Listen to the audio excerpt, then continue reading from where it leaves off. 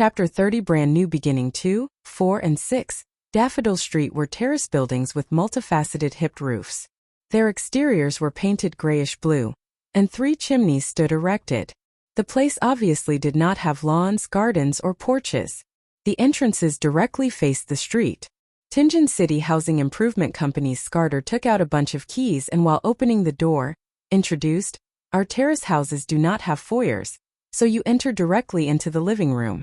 There's an oriel window facing Daffodil Street, so there's pretty good lighting." Klein, Benson, and Melissa were greeted by a fabric sofa bathing in the golden rays of the sun, and an area more spacious than their previous 2-bedroom apartment. This living room can be used as a guest hall. To its right is the dining room and on the left is a fireplace that will keep you warm in winter. Scarter pointed around with great familiarity. Klein looked around and confirmed that it was a crude, open-style concept. The dining room and the living room were not separated by any partitions, but they were also far from the oriel window, making those spots rather dim. There was a rectangular red wooden table surrounded by 6 hardwood chairs with soft cushions. The fireplace on the left wall looked exactly like the ones in foreign movies and TV series that Klein used to watch.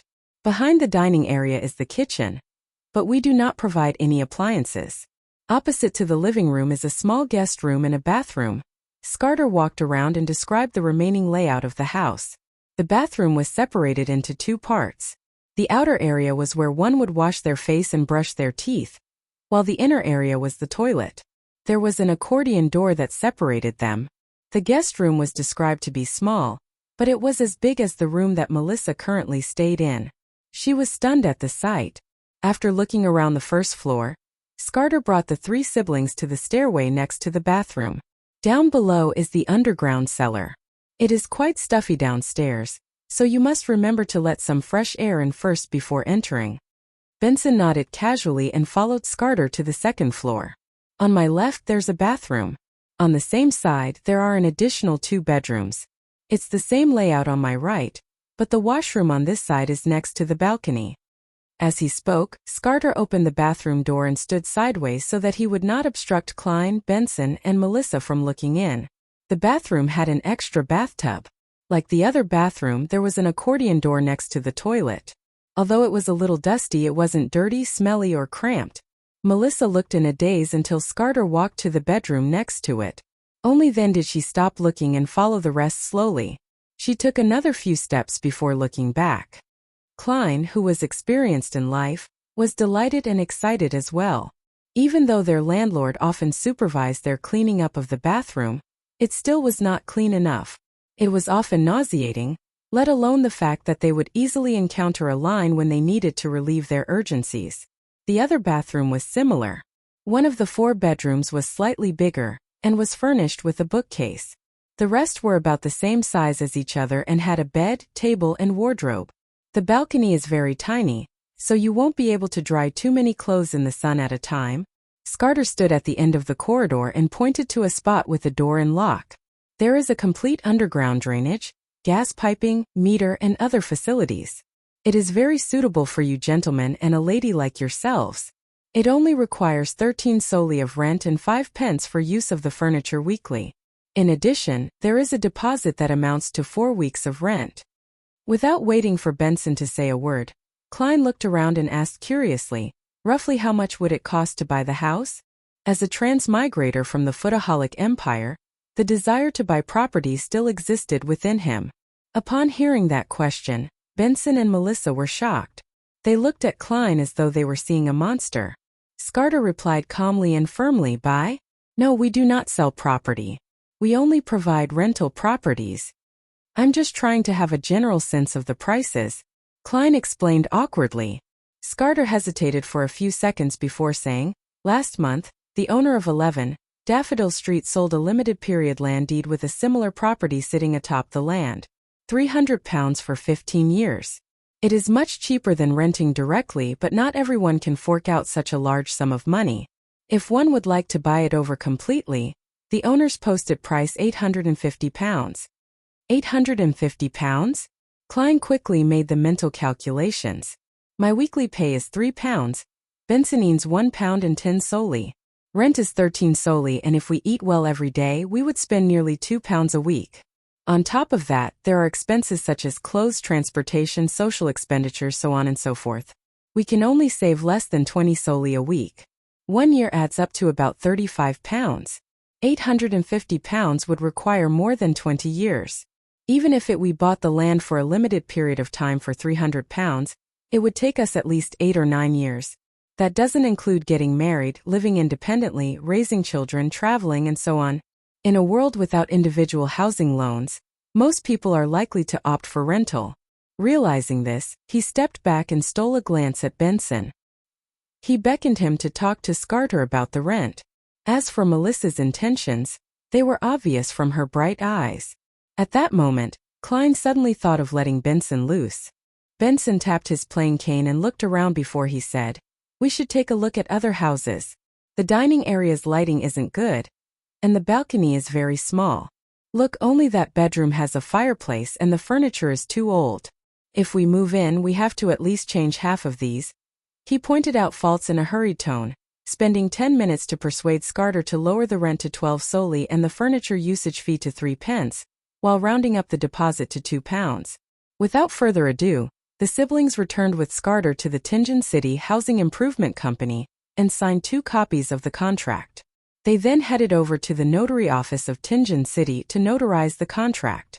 After paying the deposit and first week's rent, Klein and Benson's remaining money added up to £9, 2 solely and 8 pence. Standing before the door of 2 Daffodil Street, they each held a bunch of copper keys. They were momentarily unable to look away, their emotions churning within them. It feels like a dream.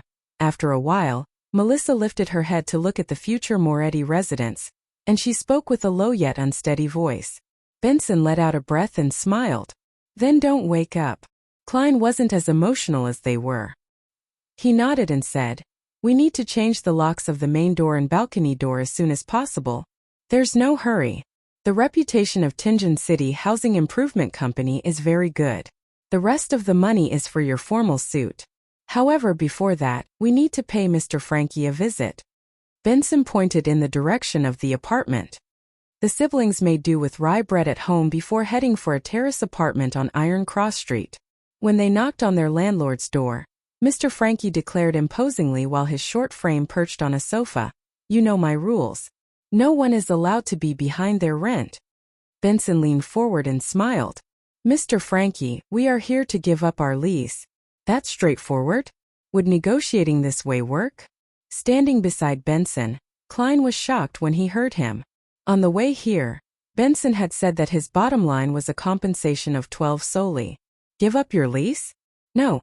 We have a contract and there's still half a year left. Frankie glared at Benson as he flailed his arms. Benson looked at him seriously and waited for a moment before saying calmly, "Mr. Frankie, you should understand that you could have made much more money." "Make much more?" Frankie asked with interest, touching his skinny face. Benson sat up straight and explained with a smile. "The 2-bedroom unit was rented to the 3 of us for 5 solely and 6 pence. But if you were to rent it to a family of 5 or 6 people, with 2 or 3 of them working and getting paid, I think they would be willing to pay more to stay there instead of staying at Lower Street where it's ridden with crime. I think 5 solely 10 pence or 6 solely would be a reasonable price." Frankie's eyes brightened up and his throat moved as Benson continued to say, "Besides, you are certainly aware that rental prices have been increasing in recent years. The longer we stay, the greater a loss you incur. But I need time to look for a new tenant." Mr. Frankie, who had inherited the apartment building, obviously liked the idea. "I believe you can find one very quickly since you have the ability and resources to do so. Maybe 2 days, maybe 3 days. We will pay for the losses you incur during this time. How about the deposit of 3 solely that we have paid? It is very reasonable." Benson immediately decided for Frankie. Frankie nodded in satisfaction. "Benson, you are such a conscientious and honest young man. All right then, let's sign the termination of contract."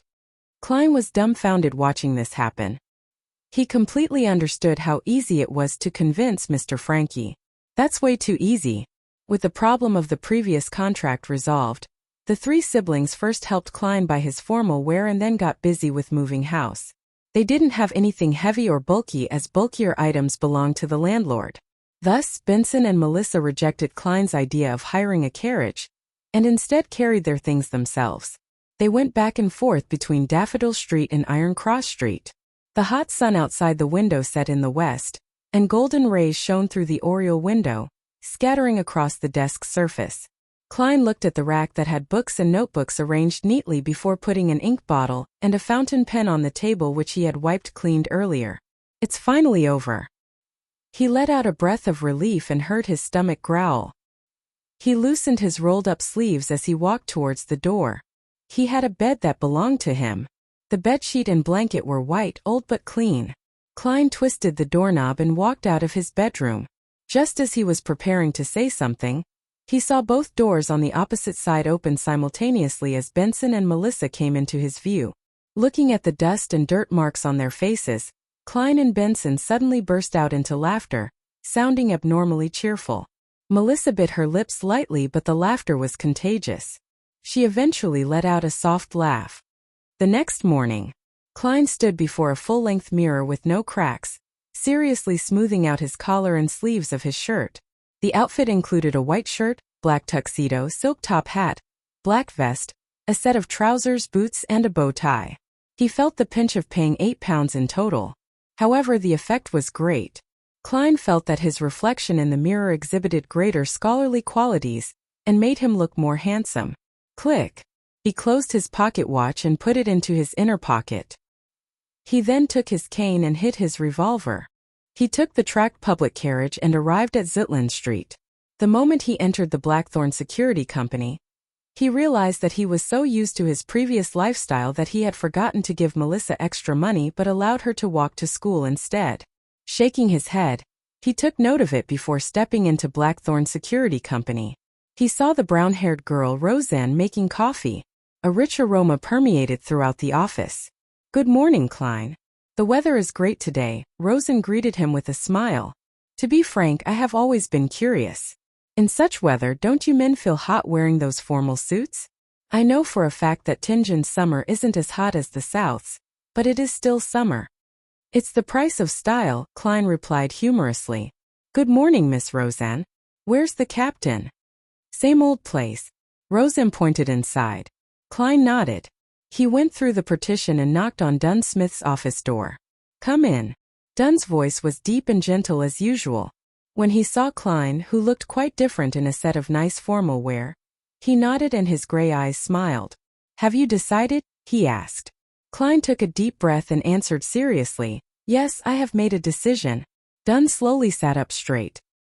His expression became solemn, but the deep recesses of his gray eyes remained the same. "Tell me your answer." Klein replied without hesitation, "Seer." Chapter 31. Potion. Dunn Smith stared at Klein with his gray eyes for a full minute without a word. Klein did not cower under the pressure of the silence in his gaze. He continued, locking his eyes with Dunn. "You must understand that once you consume the potion, there will be no room for regret." Finally, Dunn spoke again in a deep, emotionless voice. Klein grinned and said, "I know, but I respect the voice in me. First, Sleepless does not meet my requirements." It was the same for Spectator, which he heard from the Tarot Club based on description. He was unsure when he would come into contact with other Beyonder pathways. A slow remedy could not work for an urgent situation. Therefore, there was no need for him to wait. By the same logic, Corpse Collector was eliminated as well, leaving the two choices, Mystery Prior and Seer. Under the premise that potions of the same sequence were equally dangerous and him unable to obtain more information, as well as the fact that both Mystery Prior and Seer met his requirements, then regardless of whether Emperor Roselle was making a passing remark or if he really regretted not choosing Apprentice, Marauder, and Seer, it was enough to tip the balance in his heart. Furthermore, he could tell from the diary that as long as he figured out the true essence of digestion and acting, he would be able to avoid the negative effects the potion would bring to a significant extent. As for the murmurings and illusory enticements that could drive people to corruption and madness, he had already encountered that even without being a Beyonder. "All right." Dunn stood up and picked up his half-top hat. As he put it on, he said, "Follow me down." Klein nodded and gave a gentleman's bow in gratitude. Tap, tap, tap. Both of them ventured down. their footsteps echoing through the silent and vast stairwell and passageway. Klein suddenly felt gripped by anxiety as he tried to find a topic of conversation. "Captain, you mentioned that taking the potion would not directly give me the corresponding knowledge on mysticism, that I'll only have the qualifications to learn it. Then where does the basic knowledge of mysticism come from? Did our predecessors risk their life for it or obtain it via other means?" Every time he went underground, he would find the air especially fresh. Clearly, the ventilation was excellent. However, the occasional gust of wind made one shiver. Dunn glanced at him, the darkness in his gray eyes appearing abnormally deep. He answered calmly, "One of them is, as you said, experimentation, summarization, and enhancement. Second, being bestowed by the gods. Third, the dangerous murmurs that others can't hear do not only growl and roar senselessly. At times, they will describe some matters regarding mysticism. But according to what I know, people who truly listen to the murmurs on a long-term basis have gone mad without exception. Or they would fall to corruption and become monsters. Of course, we must thank them. The notebooks they've left behind are precious treasures in the field of mysticism. Human lab rats?" The underground passage's cold humidity made Klein shudder suddenly. Then would my luck enhancement ritual, which turned into social network magic, eventually lead to similar effects due to the crazy and horrible murmurs? At the intersection, Dunn did not proceed toward Cheney's gate, nor did he turn to the weapons, materials, and archives. Instead, he took Klein to the left and approached St. Selena Cathedral. Midway, he stopped. It was unclear what he touched to open a secret door. "This is our Nighthawk team's alchemy room. I will get old Neil to retrieve the seer potion formula and the corresponding materials from inside Cheney's gate. Hey, you have pretty good luck. The goddess has blessed you with her favor. We should still have the materials needed for 2 seer potions. If not, you would have to wait a long while." Dunn pointed at the room behind the door. "Wait in here. Later, watch old Neil concoct the potion. It's the most basic part of mysticism studies. Oh, do not randomly touch things in there. They are either very dangerous, expensive, or both." With that said, Dunn added like before, "Oh right, I forgot something again. Your becoming a Beyonder is a result of you having to face danger and the need to find the notebook. The meritorious deed was only a part of it. Therefore, you will not be a member of our team for the time being. You will still be a civilian staff member with a corresponding salary. You will still do what I instructed you to do previously. One additional thing is to learn more about mysticism with old Neil. You can arrange the time with him." "All right." Other than feeling a little disgruntled by the lack of a pay rise, Klein was in full agreement with the rest. According to Dunn, there was still the process of learning and grasping one's newfound powers after consuming the potion. If he were to become a formal member immediately and participate in paranormal missions, his death was certain. Dunn turned around and walked 2 steps towards the intersection when he suddenly turned back. "Another thing. I knew it." Klein was already used to the style of his captain. "We got something out of the Secret Order's actions," said Dunn with his usual expression. "It's unlikely they will provoke you in the near future, but don't be careless. It has to do with them being temporarily unable to confirm whether the Antigonus family's notebook is important to them. From what we discovered, they have preserved some of the ancient customs, and we can confirm that they are related to the Solomon Empire and the corrupted nobles of that period." "Got it. Thanks, Captain," said Klein as he exhaled. This was also one of the reasons why he did not wish to wait, grasping the chance of becoming a Beyonder in such a hurry. As he watched Dunn leave and confirmed that he would not turn his head to say more, Klein slowly walked into the alchemy room. The room had long tables. There were test tubes, pipettes, scales, and crucibles. It resembled a chemistry laboratory from his previous life. It was just more Spartan and ancient. Other than that, there was a huge cauldron, a dark wood ladle, a translucent crystal ball, and other items. The dark sacred emblem and other strange emblems were visible everywhere. They gave the room a tint of mystery. Klein looked around with interest, but he was not stupid enough to touch the things. After a while, he heard footsteps. Old Neil carried a tiny silver chest with complicated patterns. He was still wearing his unique classic black robe that seemed anachronistic, matched with a felt hat with a rounded edge of the same color. "Lad, I never expected you to choose seer." Old Neil put down the chest and used his somewhat turbid red eyes size up Klein. Your personality is just like mine when I was young. You just don't want to follow the masses. Not bad. Light these few gas lamps and close the door. All right. Klein tried hard not to tremble as he lit each gas lamp in the alchemy room. He made dim light rule over the place once again. Tack, tack, tack. The secret door was closed. He turned back to see the white-haired and deep-wrinkled old Neil using a bunch of strange tied tree branches to scrub the black cauldron. The concoction of a sequence potion is extremely simple, at least for sequence 7 and below. There's no need for a special flame or any additional ritual, much less an incantation.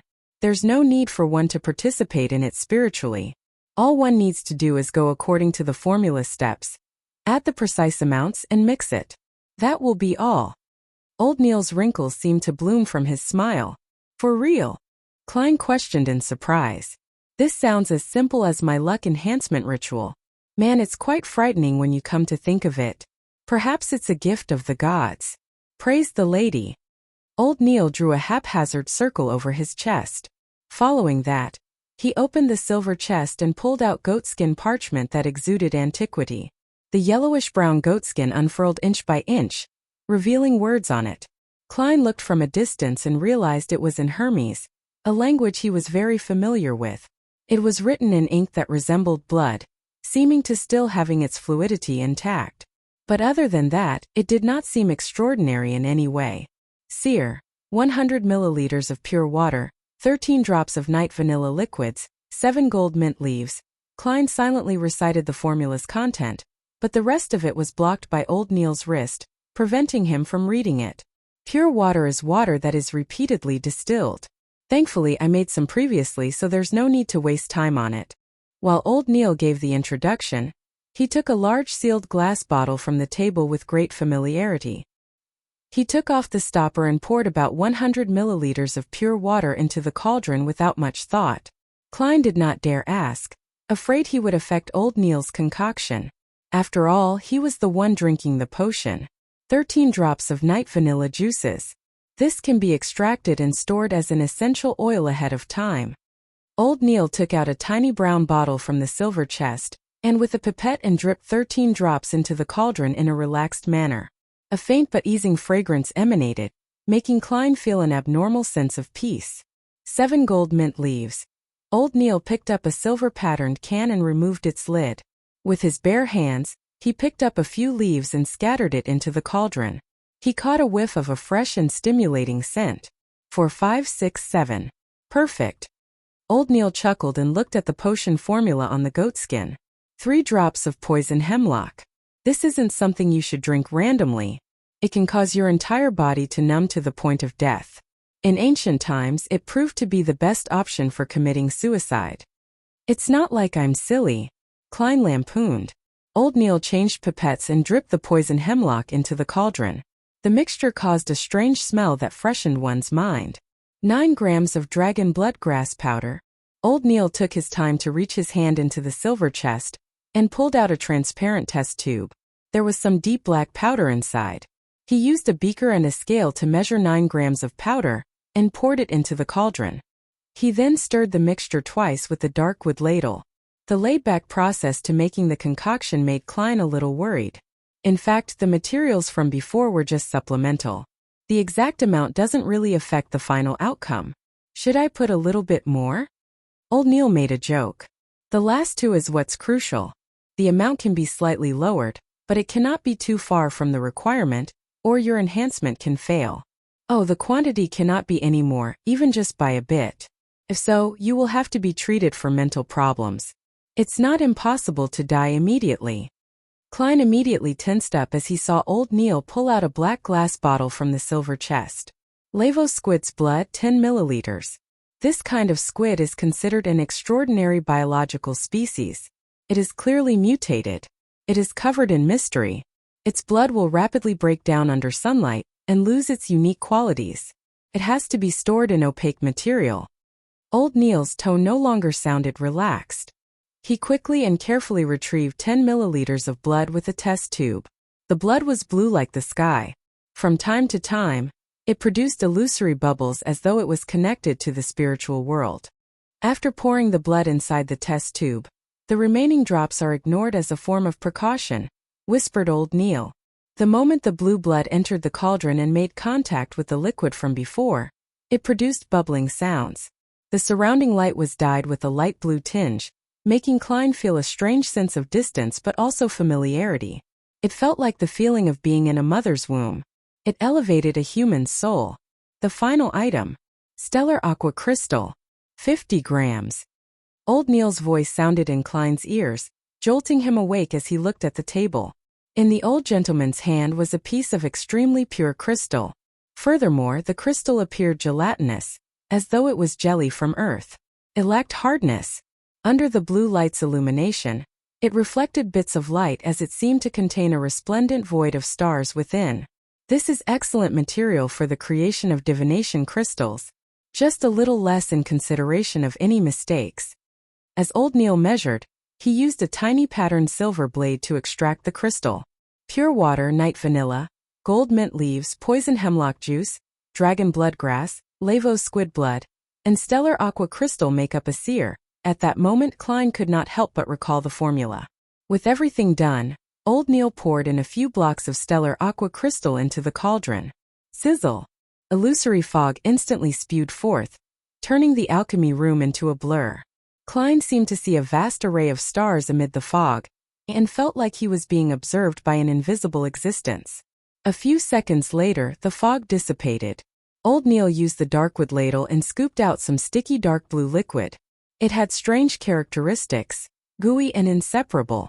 Not one bit was left in the black cauldron. The dark blue liquid was poured into an opaque cup before old Neil pointed at it. It's done, your seer potion. Chapter 32. Spirit Vision. Klein looked at dark blue gelatinous liquid, finding it hard to describe it as either a block or cup of liquid. He swallowed his saliva and said in great difficulty, "Am I to drink it just like that? Is there no need for any other preparations? Like a ritual, an incantation, or a prayer?" Old Neil acknowledged tersely before saying, "Preparation? There is. Get a cup of Intis Ormer grape wine, suck on a Desi cigar, then whistle a relaxing tune, and dance a upbeat court dance. You can do a tap dance if you prefer that. Finally, play a round of Gwent cards." When he saw Klein's expression turn dumbfounded, old Neil laughed and summarized what he had just said. "If you feel nervous, you are quite humorous, aren't you?" The corners of Klein's mouth twitched as he resisted the urge to draw his gun. He put his cane down and extended his right hand. As though he held something heavy, he raised the opaque cup. The smell of the potion was faint and seemingly ethereal. "Lad, do not hesitate. The more you hesitate, the more nervous and afraid you will be. That will only affect the absorption that follows," said old Neil with his back facing Klein. It was as though he had said it casually. It was unknown when he arrived by the nearby water basin. He turned on the tap and washed his hands. Klein nodded silently and took a deep breath. Just like he was back when he was a child, he pinched his nose and drank it like medicine. He moved the opaque cup to his mouth and tipped his head, drinking it down with a gulp. A cool and smooth feeling quickly filled his oral cavity. It then flowed through his gullet and into his stomach. The sticky dark blue liquid seemed to grow out thin and long tentacles, bringing stimulation and coldness to every cell in Klein's body. He could not help but convulse as his vision rapidly went into a blur. All colors seemed to saturate. The reds were redder, the blues were bluer, and the blacks were blacker. The rich colors blended like an impressionist painting. Klein had seen such a scene before. It was back when he was questioned by the spirit medium daily. At that moment, his vision became a blur, and although his mind felt light, it was clear. He felt like a castaway floating in the sea. Slowly, his surroundings turned discernible. All the colors returned to their original as a grayish and blurry fog emanated. Around him were bodies he found difficult to describe. There were transparent objects that did not seem to exist.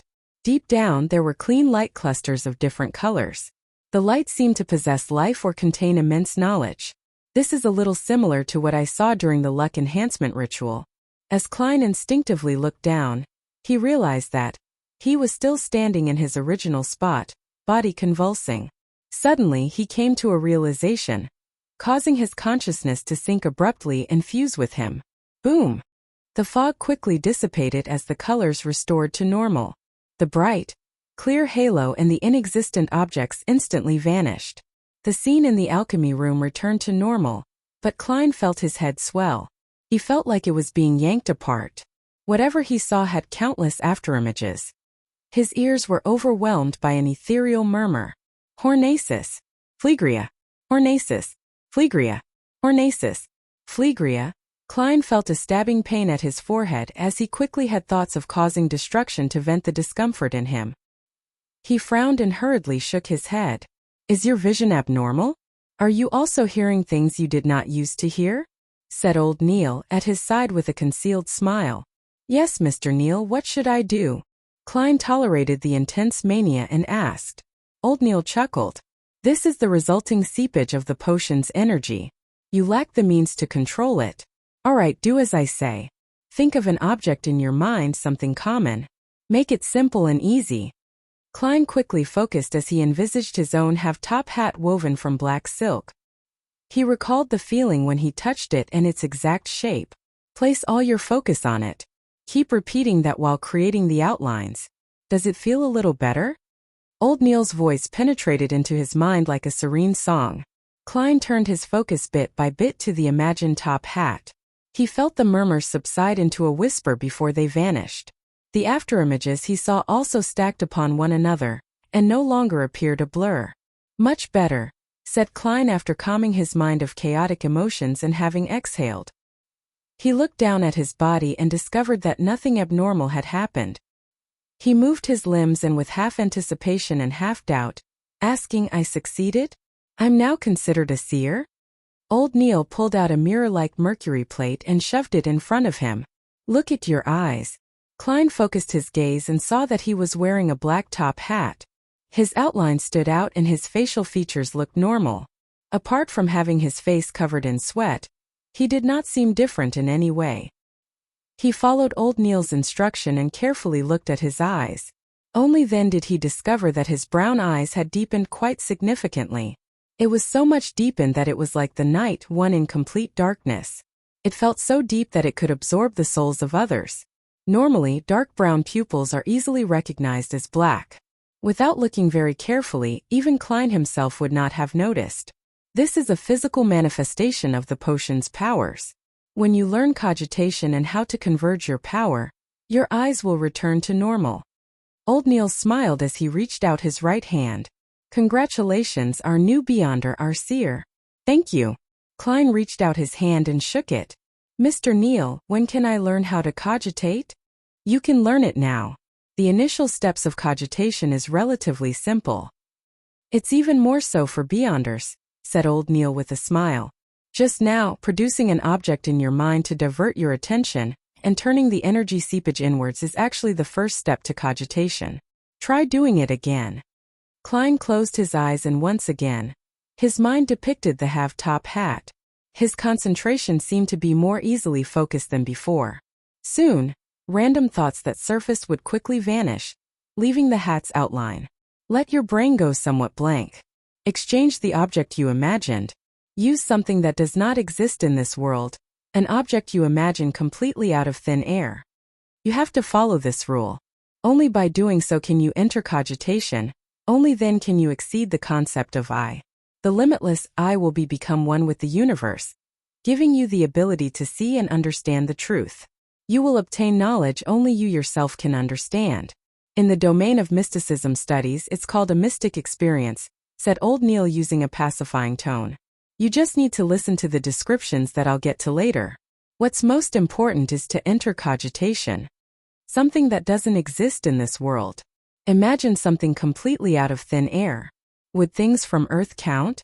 Klein attempted using an earthy green intercontinental missile he saw on television. He replaced the half-top hat with this long and thick missile. However, regardless of how he outlined it or imagined it, he ultimately only ended up focusing his attention. It doesn't seem like it will work. Klein had no choice but to let his imagination run wild. He outlined a sphere of light and then many similar objects, gathering them together. The spheres of light stacked upon one another. It felt like an object of fantasy. Klein's thoughts gradually turned ethereal and afloat. His body and mind calmed down. The objects that did not seem to exist, the fog with the bright clusters of light, and the complex colors appeared once again. They floated in the sky in close reach. He extended his spirituality inch by inch as he looked down at them quietly. He sensed it and took it in. Very good. As expected of a seer. You entered cogitation very smoothly. You were just slightly worse than me back then. Slightly, said old Neil with a chuckle. In that case, I'll begin teaching you the most common, easiest to grasp, and most useful ability in the future in mysticism. Spirit vision. He switched off the gas lamps one after another but opened the door to the alchemy room. It made the spot where Klein was dark, but not to the point of failing to make out silhouettes of objects. All right. In your present state, raise your hands and place them in front of your eyes. Your index fingers need to face each other, but they are not to touch. Open your eyes and keep them open until you are accustomed to the darkness. Klein completed each step according to old Neil's description. He saw the silhouettes of his fingers and the surrounding objects. Actually, you should be lying down to let your body be entirely relaxed. But since the effect of your cogitation is not bad, let's continue. Old Neil laughed. Focus your gaze on a spot behind your hands. It has to be behind. Then, slowly move your fingers and maintain the same pose without touching them. Also, do not pull them out of your sight. Klein calmly listened to it and cast his gaze at an empty spot behind his palms. He then slowly moved his index fingers within his vision. Once, twice, thrice. Suddenly, Klein saw a fiery red color in between his fingers. He let out a sound. You see color? That's right. That's the initial step to spirit vision. The color you see is your aura, said old Neil with a chuckle. No rush. Do it a few more times. After stabilizing it, look elsewhere. I'll also take this opportunity to explain to you the different meanings of the different colors. All right. Klein moved his fingers back and forth while having his vision trained on the fiery red. Old Neil thought for a moment before saying, to put it simply, the mainstream way of mysticism is to split non-physical parts of a human into 4 levels. At its core is the spirit body, which is also everyone's basic spirituality. There is a school of thought that believes all biological creatures have spirituality and have a spirit body. I'm not sure about anything else, but to mystery priors, the goal of cogitation and the method to increase our strength is directed toward the spirit body. Outside the spirit body is the astral projection. It is the means for the spirit body to communicate with the spirit world and with stellar space. It's considered an external manifestation of the spirit body. Besides, it will be directly related to your personal ambition and your prevailing emotions. The scenes you see after consuming the potion are scenes your astral projection sees when it wanders through the spirit world. That world does not obey the laws of the physical world. It involves exceeding the concept of I, the limitless I, and the universe's I. The past, present, and future might be stacked upon one another, and that is the source of divination. In the spirit world, what you see is just an imagery, a symbol. You have to interpret it to understand its actual meaning. Divination and many magic spells are cast through the astral projection. Do not mistake its relationship and differences with a spirit body. One is just a body and the other is for form. Klein continued looking at the aura in between his fingertips and made the simple conclusion. Further out will be the body of heart and mind. From this point forth, it will combine with the physical body. It involves your brain and is an overall manifestation of your inferential abilities, your analytical abilities, your observational abilities, and identification abilities. Some potions will mainly raise this. Quite a number of magic spells target it as well. Old Neil explained in relatively great detail, the outermost layer is the ether body. It is a manifestation of your vital energies and physical form. The aura color you see is an external phenomenon of your ether body. In other words, apart from the spiritual bodies, ghosts, and specters you can see directly with spirit vision, it might also include certain existences that should not be seen. You can also see the ether bodies of others or their auras. From their thickness, brightness, and color, you can determine their health and emotional state. When your spirit vision improves and you grasp more mysticism knowledge, you will be able to discover even more details. You can even determine the lifespan of others. By the way, the emotional state I mentioned would also manifest itself because of your astral projection. When you go higher in sequence, your spirit vision will reach a relatively high stage. You can even be able to see someone else's astral projection. That way you will learn even more things. This is a level only seers and mystery priors can attain. Some fellows even claim that the strongest form of spirit vision allows one to see anything in any place, including the past and future. However, I'm skeptical about it. It sounds quite powerful. Klein was almost turning eager. Old Neil coughed and continued, let's return to the ether body and the colors of the auras. Your limbs and parts that are required in motion will appear red. Your head and brain's surface will appear as purple. Spots that excrete waste will appear orange. The digestion system will appear as yellow. The heart and other regulatory systems will appear green. Your throat and other parts of the nervous system will appear blue. An entirely balanced body will make a body be cloaked in white. That is a symbol of health. Once it turns dark or the thickness thins, the color will change. That indicates that the corresponding spot has turned problematic. It means it's in a state of exhaustion or illness. In addition, the inner layer of the astral projection represents prevailing emotions. Red means passion and excitement. Orange means warmth and satisfaction. Yellow means happiness and extroversion. Green means calm and peace. Blue means coldness and stillness that one is in thought. White means brightness, an eagerness to improve. Dark colors mean worry, sorrow, and silence. Purple means that spirituality is taking control of the lead, coldness and estrangement. Klein silently memorized the information and stabilized his initial spirit vision. Good, you can look at other objects. Old Neil did not speak further as he nodded. Klein slowly turned his head and looked at Old Neil. Indeed, he saw different colors in different parts of his body. The aura was both thick and thin at different spots. The purple color at his head was brightest and his limbs' redness was relatively dark. The overall whiteness to his body was somewhat faded as well. Indeed, he's getting on in age. Klein made a silent comment to himself. Only with what he saw did he feel that he had become a beyonder. I am now a beyonder. He shifted his gaze and carefully sized up Old Neil when suddenly he saw a translucent pair of cold and ruthless eyes without any brows in the void behind him. This nearly illusory eyes were staring at Old Neil intently, as well as him. Klein shuddered as he gaped and said, "You have a pair of eyes behind you." Old Neil was taken aback before he forced a smile. "Ignore them." Chapter 33. Switch. The moment Old Neil finished his sentence, the illusory pair of eyes that lurked in the darkness behind him vanished. Even in his spirit vision state, Klein was no longer able to identify traces of its existence. This is a characteristic of ritualistic magic, explained Old Neil with a chuckle. Fascinating. Is spirit vision an enhanced version of yin-yang eyes? Klein felt like a child who had received a new toy. In excitement, he turned his gaze away and began observing every corner of the room. He wanted to see the differences of the alchemy room with and without the spirit vision. The outlines of the objects in the dark, such as the tables, test tubes, scales, cups, and cupboards, did not look different from how it looked like without spirit vision. They did not emit any lights or colors. Objects without lives do not have any spirituality. Klein mumbled to himself as he swept his gaze toward the silver chest. Suddenly he saw a vibrancy of colors. The colors were as blue as the sky, as resplendent as the stars, or as crimson red as burning flames. Materials from extraordinary beings still have some life in them, and are still active, even if the source is already dead. Klein deliberated on his words as he sought Old Neil's help. A precise description is that they have remnant spiritualities. It is one of the crucial points of a successful potion concoction. It is also one of the reasons why a beyonder will lose control. Dunn should have already informed you, explained Old Neil frankly. He suddenly laughed, having recalled something.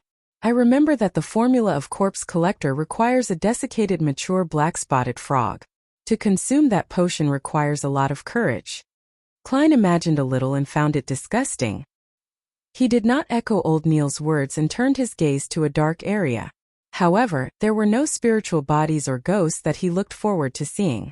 Isn't it said that the world of spirits is everywhere? He asked out of curiosity. Old Neil chuckled tersely before saying, "Punk, repeat after me. This is the headquarters of a Nighthawk squad. This is the ground beneath the church of the Evernight goddess. There are many beyonders in here. Do you think we will allow spirits and souls to wander around in here? Furthermore, the spiritual world and spirit are two different concepts. Klein felt a little embarrassed as he turned his head, pretending to look at the faint light from the gas lamps at the entrance. I get it. While speaking, the area between his brows began to spasm. What's happening? Just as Klein turned around to ask, he suddenly saw a figure standing quietly by the door at the periphery of the light. It appeared human, though its aura's colors and the darkness blended perfectly, making it impossible to discern. Hiss! Klein felt a painful spasm at his glabella. His vision turned chaotic as he focused his attention again, but there was no formless figure.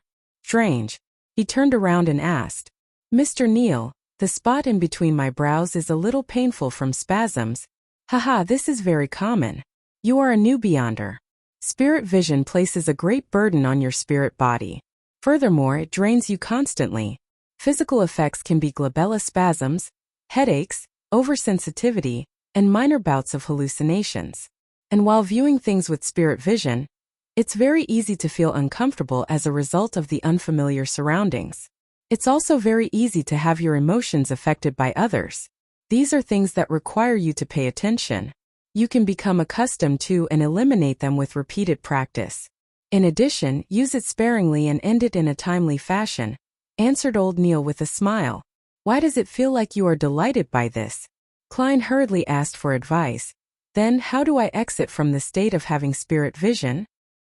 He had planned on mentioning the invisible figure he had seen, though when he heard of the minor bouts of hallucination among the symptoms, he struck that thought away. From the glabella spasm and headache, he could completely guess old Neal's answer. Like before, think of an item to divert your attention. It will bring you out of cogitation. Close your eyes and control your spirituality and repeatedly tell it to end. When you open your eyes again, you will discover that your spirit vision has ended. Old Neal described leisurely, and when he was done added, of course, that is the most trivial and clumsy method. We can repeatedly hint to ourselves in cogitation from practice to affect our spirituality. That way you will have a simple switch. For instance, tapping at your glabella twice lightly would allow you easily activate spirit vision. Another 2 taps will simply end it. As for how you set it up, it depends on your habits and preferences. Got it? Klein thought for a moment and planned to imitate old Neal to use tapping his glabella twice as a switch for his spirit vision. Tapping once was easily mistaken as an instinctive knock to his head, and tapping thrice could be a waste of valuable time in dangerous situations. As for actions like snapping fingers, they were too attention-drawing. He eased his focus and imagined the stacked spheres of light and re-entered a state of cogitation. Under old Neal's guidance, after repeated hints and practice, he finally set up his switch. He clenched his fist slightly and used his index fingers joint to tap at his glabella twice. Immediately, there were glowing auras of differing thickness and colors appearing before his eyes. After another 2 taps, everything returned to normal. I finally grasped it, he sighed with delight. Only then did he realize how exhausted he was, feeling like he could fall asleep at any time. His mind hurt as though he had stayed up for 3 nights. Old Neal said with a chuckle, "We are not sleepless. Every practice and every time spirit vision is used excessively, you will need some sleep. You can now go back and have a good rest. In the afternoon, go to Iron Cross Street where Welch's place is and walk around. Try your best to find clues about the Antigonus family's notebook as soon as possible. Tomorrow I'll continue teaching you about mysticism. Of course, do not forget to read the historical documents." All right. Klein was in full agreement with old Neal's arrangements. He picked up his cane and left the alchemy room. He watched the door close as old Neal returned to the armory. Klein massaged his glabella and temples and with the help of his cane, sauntered up the stairwell. At that moment, Dunn Smith came from behind him with the corners of his lips hooked. With a deep gaze he said, "I heard from old Neal that you are a very suitable candidate. Even without cogitation you were able to use spirit vision." "Perhaps it's a unique trait of being a seer," replied Klein humbly. He guessed that Dunn had been watching the armory for old Neal. Dunn slowed down and went ahead of Klein a little. After a few seconds of silence he turned around and said, "You have to remember that curiosity killed the cat. Can also kill beyonders. Do not attempt to probe the murmurings you should not be listening or see existences you should not see. All right. Klein knew this was another reminder of how Beyonders lost control. After entering Blackthorn Security Company, he greeted Roseanne, who obviously did not know that he had become a Beyonder. He slowly walked out the door and reached the streets, where he took a trackless carriage to Daffodil Street. He nearly fell asleep on his return journey. It was still in the morning and the temperature was about 26 degrees Celsius. Klein pulled out a copper key from his waistband and opened the door to his home. There were still many items missing from his home.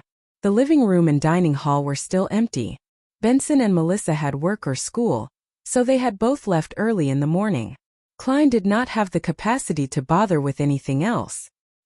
He closed the door and briskly went to the second floor and entered the bookshelf-equipped bedroom that belonged to him. After taking off his tuxedo and hanging it on a clothing rack, he eagerly plunged into bed. The moment his head hit the pillow, he fell asleep. Klein was awoken by bright sunlight. He turned his head and slowly opened his eyes to discover the burning sun outside. What time is it? Did I miss the tarot club in the afternoon? He struggled to get up and walked to the clothing rack to take out his pocket watch from the pocket of the tuxedo's inner lining. Not only had he forgotten about the matter, he had forgotten to close the door to his bedroom and pulled the curtains to the oriel window. Pa! Klein pulled out the pocket watch and immediately felt relieved when he opened it. It was only slightly past noon. There was still a lot of time until the scheduled gathering at 3 in the afternoon. It was Monday, the day he would have a gathering with the Hanged Man and Justice. Klein went into thought as he tapped his glabella twice. The scene before him changed once again as he saw that his body had restored to a bright luster. He tapped twice again and stopped his spirit vision. Relaxed, he went to the first floor and boiled a kettle of water. He placed some inferior quality tea leaves and chewed on some rye bread dabbed in a little butter. Afterwards, Klein flipped through historical materials and original Klein's diary. He began revising and consolidating his knowledge. At 2:57 p.m., Klein closed his book and capped his fountain pen before pulling the curtains. Immediately following that, he locked the bedroom's door, making the room turn abnormally dark. He tapped his glabella twice and activated spirit vision to survey his surroundings. After confirming that there were no invisible spiritual bodies in his room, Klein stopped the spirit vision and took out his pocket watch to check the time. Tick-tock, tick-tock. 1 minute before 3. He opened up his pace and, like before, walked 4 steps in a counterclockwise manner in a squarish shape. He incanted in Chinese softly. Only this time he did not prepare any staple food. Klein closed his eyes as he felt the back of his hands turn itchy. It felt like the 4 black dots forming a square was protruding and projecting something. Hysterical shouts and alluring murmurs began resounding, but Klein realized that the headache was not as bad as the first time. It was not that he was unaffected, but that he was doing his best to stop himself from listening. As a Beyonder, he had to have more self-control in such an environment. Soon, his body turned light as he floated up. He saw the grayish-white and blurry fog that emanated. Then he saw dark red stars. 2 of them had a minuscule connection with him with an abnormal sense of familiarity. Klein looked at his blurry self and muttered in confusion. The astral projection that old Neil mentioned? He remained calm for a few seconds and again transformed the opulent divine palace with the tall bronze table under the domed ceiling, as well as the 22 high-backed chairs that corresponded to the different constellations. Klein calmly walked to the seat of honor and made his body and face be immersed in thicker gray fog. He extended his right hand and tapped 2 familiar deep red stars and created a miraculous connection. Chapter 34. Advance payment. In an underground basement without any windows, the burly Alger Wilson sat by a long table with various apparatuses and goatskin parchments on it. In front of him was a half-consumed candle. The dim yellowish flames flickering made the shadows of the objects and table move like a mirage. Alger's hair was disheveled like seaweed with a deep blue color that resembled black. He wore a robe with lightning patterns embroidered on it. He clasped his hands with his thumbs facing each other, while he focused on a bottle of black liquid to the left of the candle. Whoosh! Whoosh! Whoosh! Splash! Splash! Splash! The sound of tempestuous winds or the crashing of the sea waves howled from inside the sealed bottle. and in spots where the black ink did not sink, a faint fog would swirl. It was as though it grew eyes and a mouth. Alger cocked his head to glance at the clock hanging on the wall and watched the needle strike 3. He pressed down on his temple as his eyes turned dark. Fascinating colors surfaced from the various items on the table. At that moment he discovered a deep red light appear like a tidal wave from nowhere, drowning him instantly. Backlund, Empress Borough. Inside the Hall family's luxurious mansion. After dismissing her dance teacher, Audrey locked the door and sat straight up in front of her dressing table. The sun outside was bright and gorgeous. There was a light brown notebook made of exquisite goat skin. It was flipped open to reveal that it was blank. To its right was a fountain pen with a golden tip and embedded rubies. Audrey did a test and made sure that she could pick up the fountain pen and write down the formula the moment she left the gathering. "I'm so looking forward to it." She inhaled to repress her excited emotions as she looked at the mirror with puckered lips. However, she did not see it reflect herself. Instead, a dark red and illusory beam burst out from her body. Above the gray fog stood a majestic divine hall that looked like a giant's residence. Dark red colors bloomed on both sides of the bronze table. They surged upwards like a fountain before pattering down. It carved 2 blurry figures who sat in the same spots as before. Audrey, with her soft blonde hair and tall, slim build, instinctively looked towards the seat of honor. She saw the figure immersed in thick gray fog sitting back. One hand was flat, touching the table's side while the other hand was stroking his chin. "Good afternoon, Mr. Fool," Audrey shouted with a cheery voice. Following that, she turned her head and looked at the person opposite her.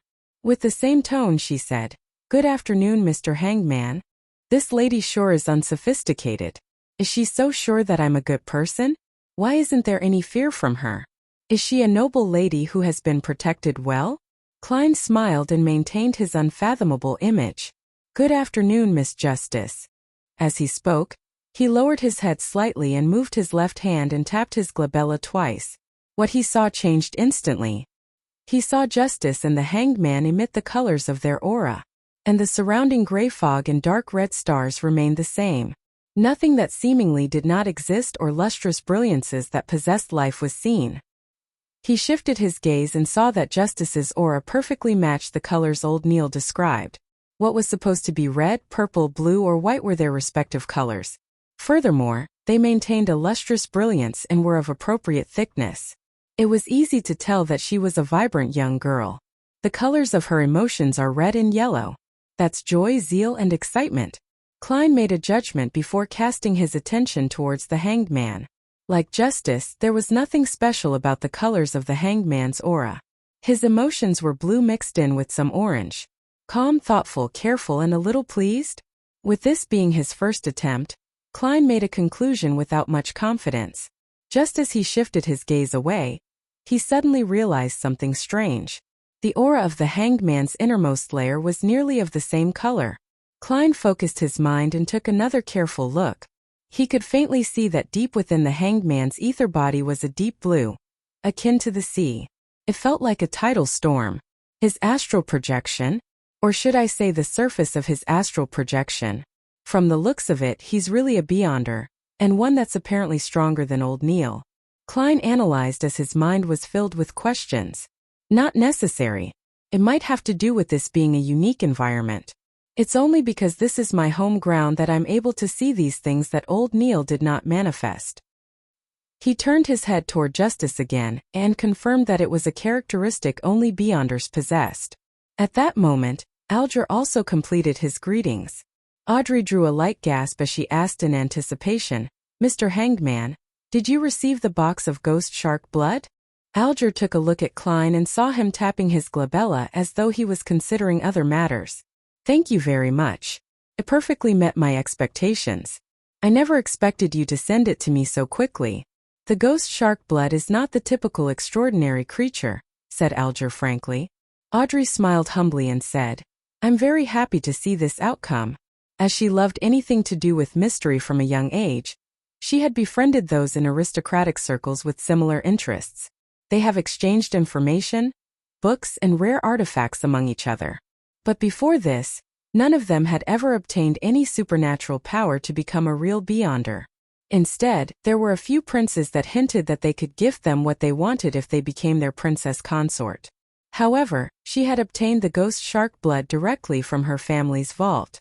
After all, the inventory only states 1 big bottle.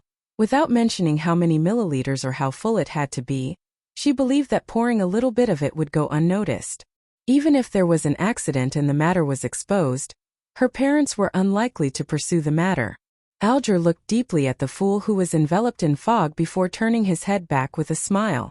According to our agreement, I will tell you the formula to the potion, spectator. Let me prepare myself. All right, begin. Audrey inhaled as she focused her full attention. Low-sequence potions are very easy to concoct. Just follow the order that I provide you. Do remember that there can be smaller quantities of the ingredients but not more. It would cause major problems. You should have heard about news of Beyonders losing control. I believe there's no need for me to repeat it. Alger first mentioned things to take note of. Audrey nodded gently and said, I understand completely. While she spoke, she turned her head to look at Mr. Fool. She wished to know if the mystery expert had anything to add. Unfortunately, the fool was sitting silently there like a statue. Alger thought for a moment before saying, having smaller quantities does not mean it should deviate by too much.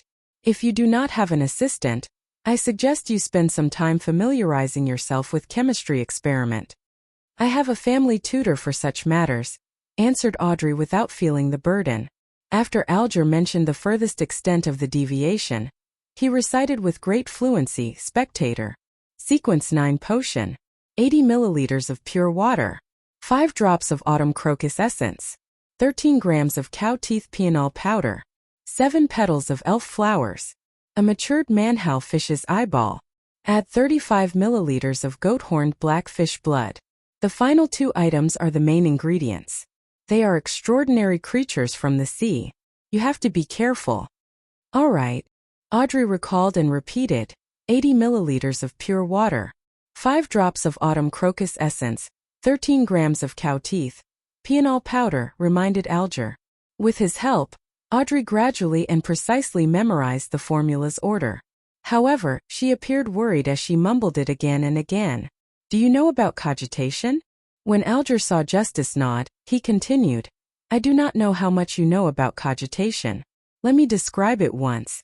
After consuming the potion, quickly begin cogitation to control your spirituality and energy. Make sure to practice every day to truly grasp the powers of the potion. Dig out the meaning it symbolizes and even more of its mysteries. That way, you can avoid the danger of losing control to the greatest extent. And the meaning of a potion mainly lies in its name, such as spectator. Klein silently listened to the conversation and had no plans on interrupting. All he did was secretly memorize and study, but when he heard that, he suddenly had a thought. Audrey listened to the hanged man's explanations attentively, and just as she was about to inquire about something more detailed, she suddenly heard the rapping sound on the table. She and Alger turned their heads and looked at the fool. They realized that the mysterious and mighty figure was tapping gently with his fingers. He said in a deep voice, It's not about grasping them, but rather digesting them. It's not about discovery, but rather acting. The name of a potion is not only symbolic, it's also imagery. It is the key to digesting. Audrey was dazed and confused from hearing that. She was not very clear on what Mr. Fool was trying to express. She subconsciously eyed the hanged man for a reaction from the corner of her eyes. She was surprised to see him jolt and freeze. It was as though an ordinary person had heard a loud and sudden clap of thunder. Digesting, acting. Digesting, acting. Digesting, acting key. Alger repeated it again and again softly as though he had grasped a key concept or had succumbed to a strange curse. After a while, he raised his head and said with a hoarse voice, Thank you, Mr. Fool. Your hint is as valuable as my life. You have enlightened me greatly. Of course, I believe I have yet to fully understand or comprehend it. Klein maintained his mysterious and unfathomable image by saying with a smile, that was an advance payment. In fact, he did not truly understand the exact meaning of what was said. He was just certain that Emperor Roselle was more powerful than the typical Beyonder, and stronger than the hanged man. Advance payment. Audrey looked at the hanged man's reaction and knew that the hint from before was precious. As she ruminated over it, she asked Mr. Fool, "What do you wish for us to do?" Opposite to her, Alger said with a nod, "What matter might you wish to entrust us with?"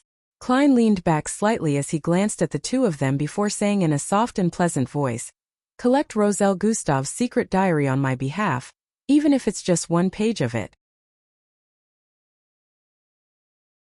Chapter 35.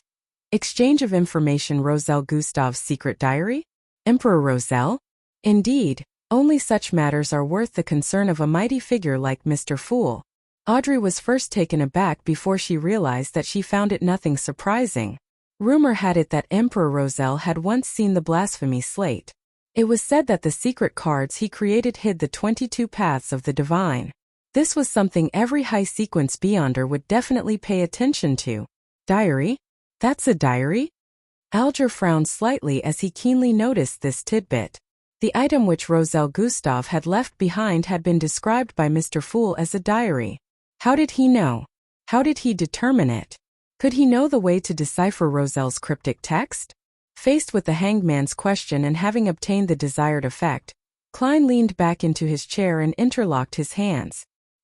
He answered in a relaxed manner, "Let us first view it as a diary for now." He did not deny or confirm it. Audrey had heard the children of other nobles mention the matter. However, she had never really learned much of it. With her curiosity piqued, she asked, "It said that Emperor Roselle's, diary was written in a cryptic language or symbols he invented." "Yes," answered Alger simply. "Some people believe that it is a unique set of symbols from mysticism. Others believe that it is a hieroglyph. But up to today, no one has found the correct way of deciphering it. At the very least, that's all I know."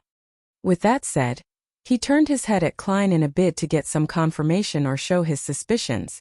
They are texts that have been passed down for generations, so are no longer in their original state. According to your line of thought, how can it be deciphered? Klein maintained his calm as he secretly gave a self-deprecating laugh. As for how to handle the symbols of mysticism, he instantly thought of a ridiculous and funny scene. Dressed in a black pointed hat and long robe, an evil mage pulls up his sleeve to reveal a symbol tattooed on his arm. It was said that this was a symbol with mysterious power left behind by Emperor Roselle. They were written in two blue, large simplified Chinese characters, "Retarded Joker." The corners of Klein's mouth curved up slowly as he found himself in a good mood. After hearing the hangman's description, Audrey said in a stumped manner, "We can't understand the symbols or the words. Then, how are we to pass the information to you, Mr. Fool? Or are we to mail it somewhere?" "This is quite an important question. I do not have the means to accept an item secretly." Klein was in no hurry to answer. His repeatedly released his thumbs from his interlocked hands before tapping them back again. Soon he thought of a solution. "Since I can create a divine palace and table according to my wishes in here, would it be possible to project the content in the minds of others here? I'll give it a try." At that moment, Audrey and Alger saw Mr. Fool slowly sit up amid the thick grayish fog. "Miss Justice, let us give it a try. Imagine a paragraph of text and give it the emotions of writing it with urgency. Yes, pick up the fountain pen beside you and write on the piece of paper." Before Klein finished his sentence, Audrey saw a piece of yellowish-brown goatskin parchment and a dark red fountain pen in front of her. She picked up the fountain pen both curiously and doubtfully. In accordance with the instructions, she imagined a poem Emperor Roselle once wrote. "If winter comes, can spring be far behind?" After scrutinizing the text, she picked up her fountain pen and imbued them with the desire of projecting them out. Klein sensed the emotions and using the fountain pen as a medium, he guided her. The moment Audrey landed her fountain pen, she saw a line appear on the goatskin parchment. "If winter comes, can spring be far behind?" "Goddess, how fascinating!" Audrey exclaimed in astonishment while feeling rueful. Following that, she looked at Klein with some fear. "Mr. Fool, can you read what I'm thinking?" "No, I'm only guiding you. I simplified the process of writing for you and made it become an imprint. If you did not wish to express it, nothing would appear." Klein placated her with a low tone. "Is that so? Then we can only memorize the symbols or the way the cryptic text looks like. Then we can present it directly as we wish?" Audrey heaved a sigh of relief as she asked in enlightenment. "Yes," Klein answered. That's not a bad method. Miss Justice, do not doubt your memory. After becoming a spectator, you will receive immense improvement in this aspect. Alger had watched the attempt from the side, fully coming to the realization that the fool was more powerful and mysterious than he imagined. As for his memory, he believed that the next advancement would improve it sufficiently. Regarding this, Audrey nodded in delight. You have delighted me with this reminder. Mr. Hanged Man, do you have any other guidance on spectators? With that said, she looked toward the seat of honor. Mr. Fool, I will work hard to complete your mission. I will do my best to gather more of Emperor Roselle's secret diary. I mentioned before that I'm a person who likes a fair and equal exchange. The advanced payment I gave is only equivalent to 2 pages of the diary for each person. If there are more, I will give additional in return, Klein said calmly, like he was an adult who did not take advantage of children. As for where the additional payment could come from, it was naturally from the newly acquired Emperor Roselle diary pages. This formed a virtuous cycle. You are truly a generous gentleman. Alger fell silent for a few seconds before bowing slightly with his hand by his chest. After the bow, he turned to Justice and said, Let me emphasize once more. A spectator will forever be a spectator. I know that many spectators enjoy imagining themselves to be the protagonist or some other character. As a result, they invest a lot of feelings into it, to the point of crying, laughing, raging, and turning sorrowful because of the drama. However, that is not what a spectator should do. While faced with the various dramas of society and figures who knowingly or unknowingly act the role of particular characters, you have to maintain the attitude of being an absolute bystander. Only then can you calmly and objectively observe them. You will discover their habits, their tics from lying, or their scent of nervousness. From those minute clues you can grasp their true thoughts. Believe me, everyone is different because of their emotions. They will secrete different things and different smells. However, only a real spectator can sniff it out. Once you invest too many of your emotions, your observation will be influenced. Your sensitivity towards the emotions of others will deviate. Audrey listened attentively as her eyes brightened gradually. It sounds really interesting. Klein's heart stirred when he heard that. The spectator potion's requirement when summarized seemed to be an absolutely objective and neutral spectator. In a particular sense, it was equivalent to acting. Acting? Was this the acting which Emperor Roselle was referring to? Then I will have to act as a seer and from there digest the potion bit by bit? Just as Klein was immersing himself in thought, Alger finished explaining the demands he knew of a spectator. He sighed before saying, It seems like there's nothing else? Perhaps we can have a casual chat. We can talk about things happening around us. Perhaps it is something very normal to you, but in the ears of others it might be a very important clue.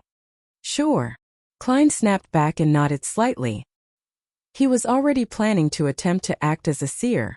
After all, it did not seem like there were any negative effects from doing so. Then, shall we begin with you, Mr. Hanged Man?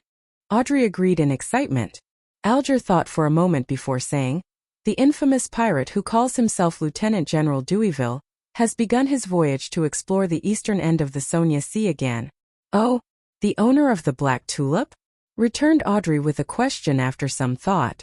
Yes, Alger replied with a nod. I don't even know who that is.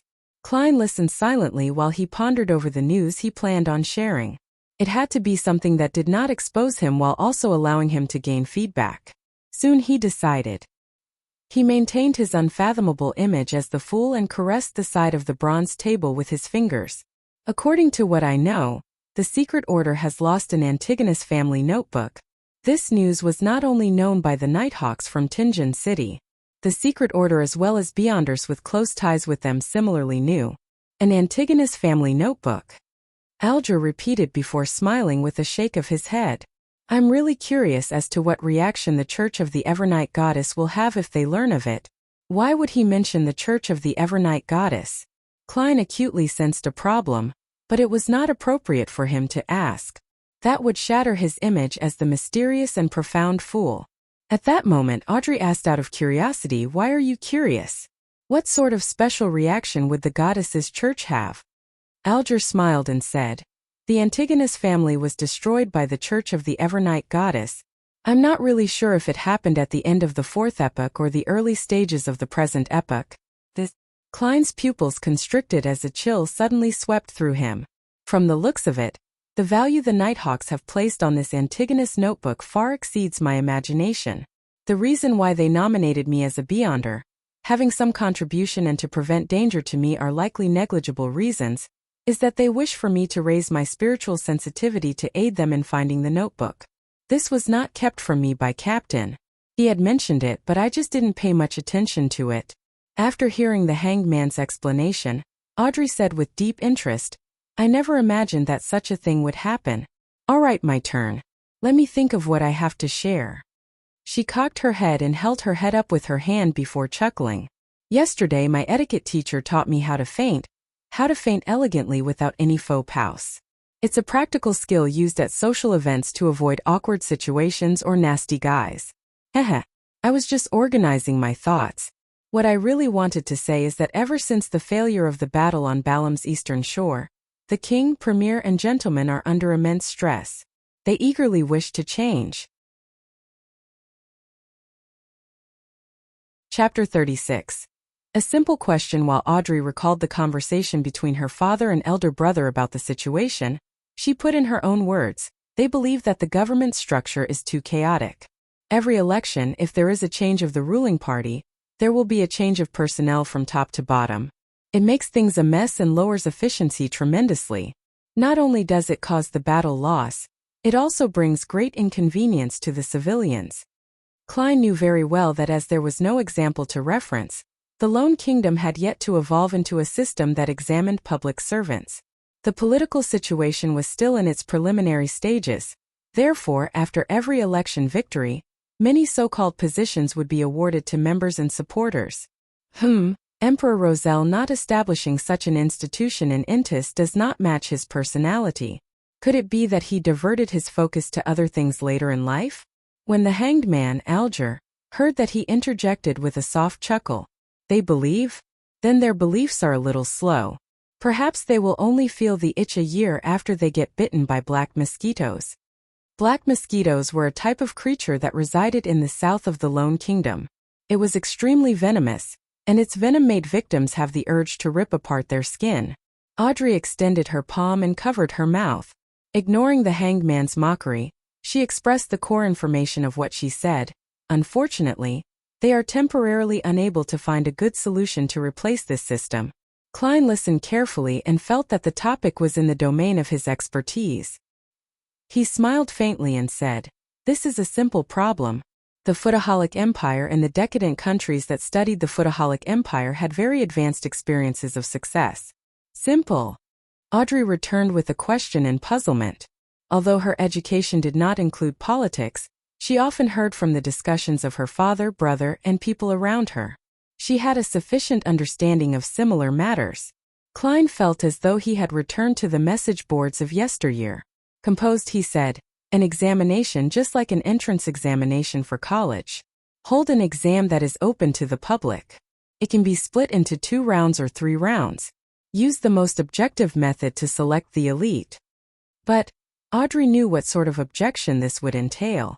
Before she had the chance to arrange her thoughts, Klein continued, after which, use these elites to fill the positions of the cabinet, the county government, the city government, and the various towns.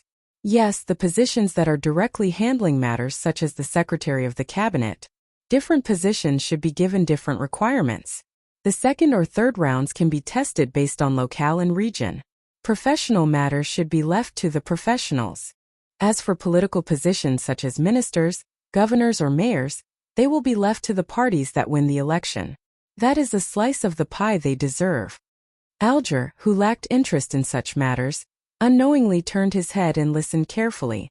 Audrey frowned slightly as she fell into deep thought. There's no hurry in replacing everyone at once. The cabinet and various agencies in the civil service will be crippled if that happens. You can have an examination every year or every 3 years. They can be gradually replaced. Finally, in light of the kingdom's expansion and the salaried civil servants' resignations that will bring in vacancies, you can systematically allot spots. Klein fully expressed his talent as a keyboard politician. He then faced his palm outwards and said, Such a design can bring the kingdom's insightful elites into the government. Regardless of the party in power or who the minister is, the civil service will allow the kingdom to maintain its basic and effective operations. Of course, a side effect was the birth of the undying devil that was bureaucracy. While considering the suggestion, Audrey asked doubtfully, "Are you implying that even if those ministers become monkeys, the effects would be insignificant?" "No," Alger interjected suddenly.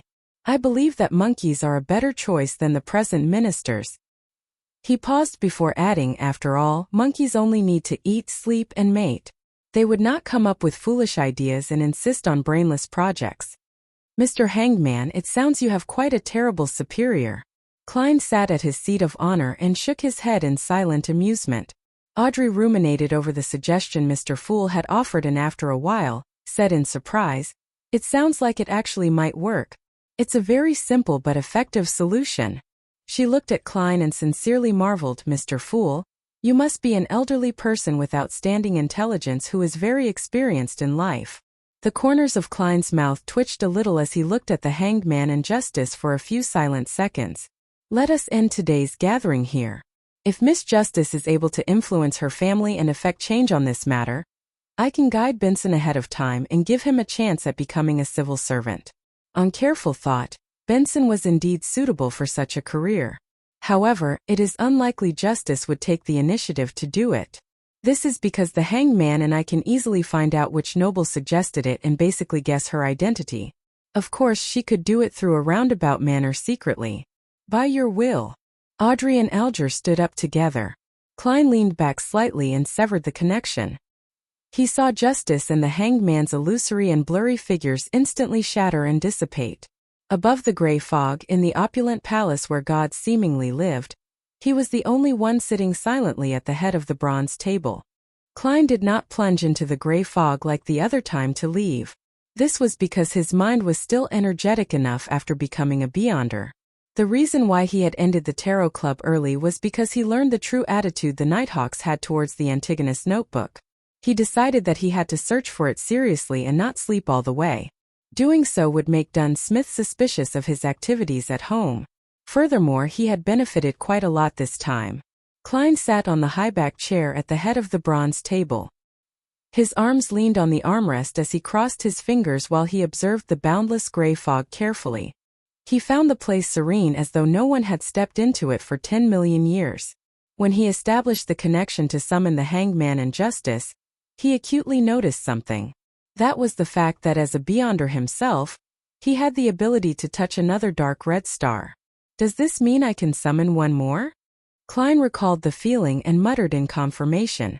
However, he did not have the urge to make an attempt since he did not know what the identity of the newcomer would be, or what sort of attitude they would have.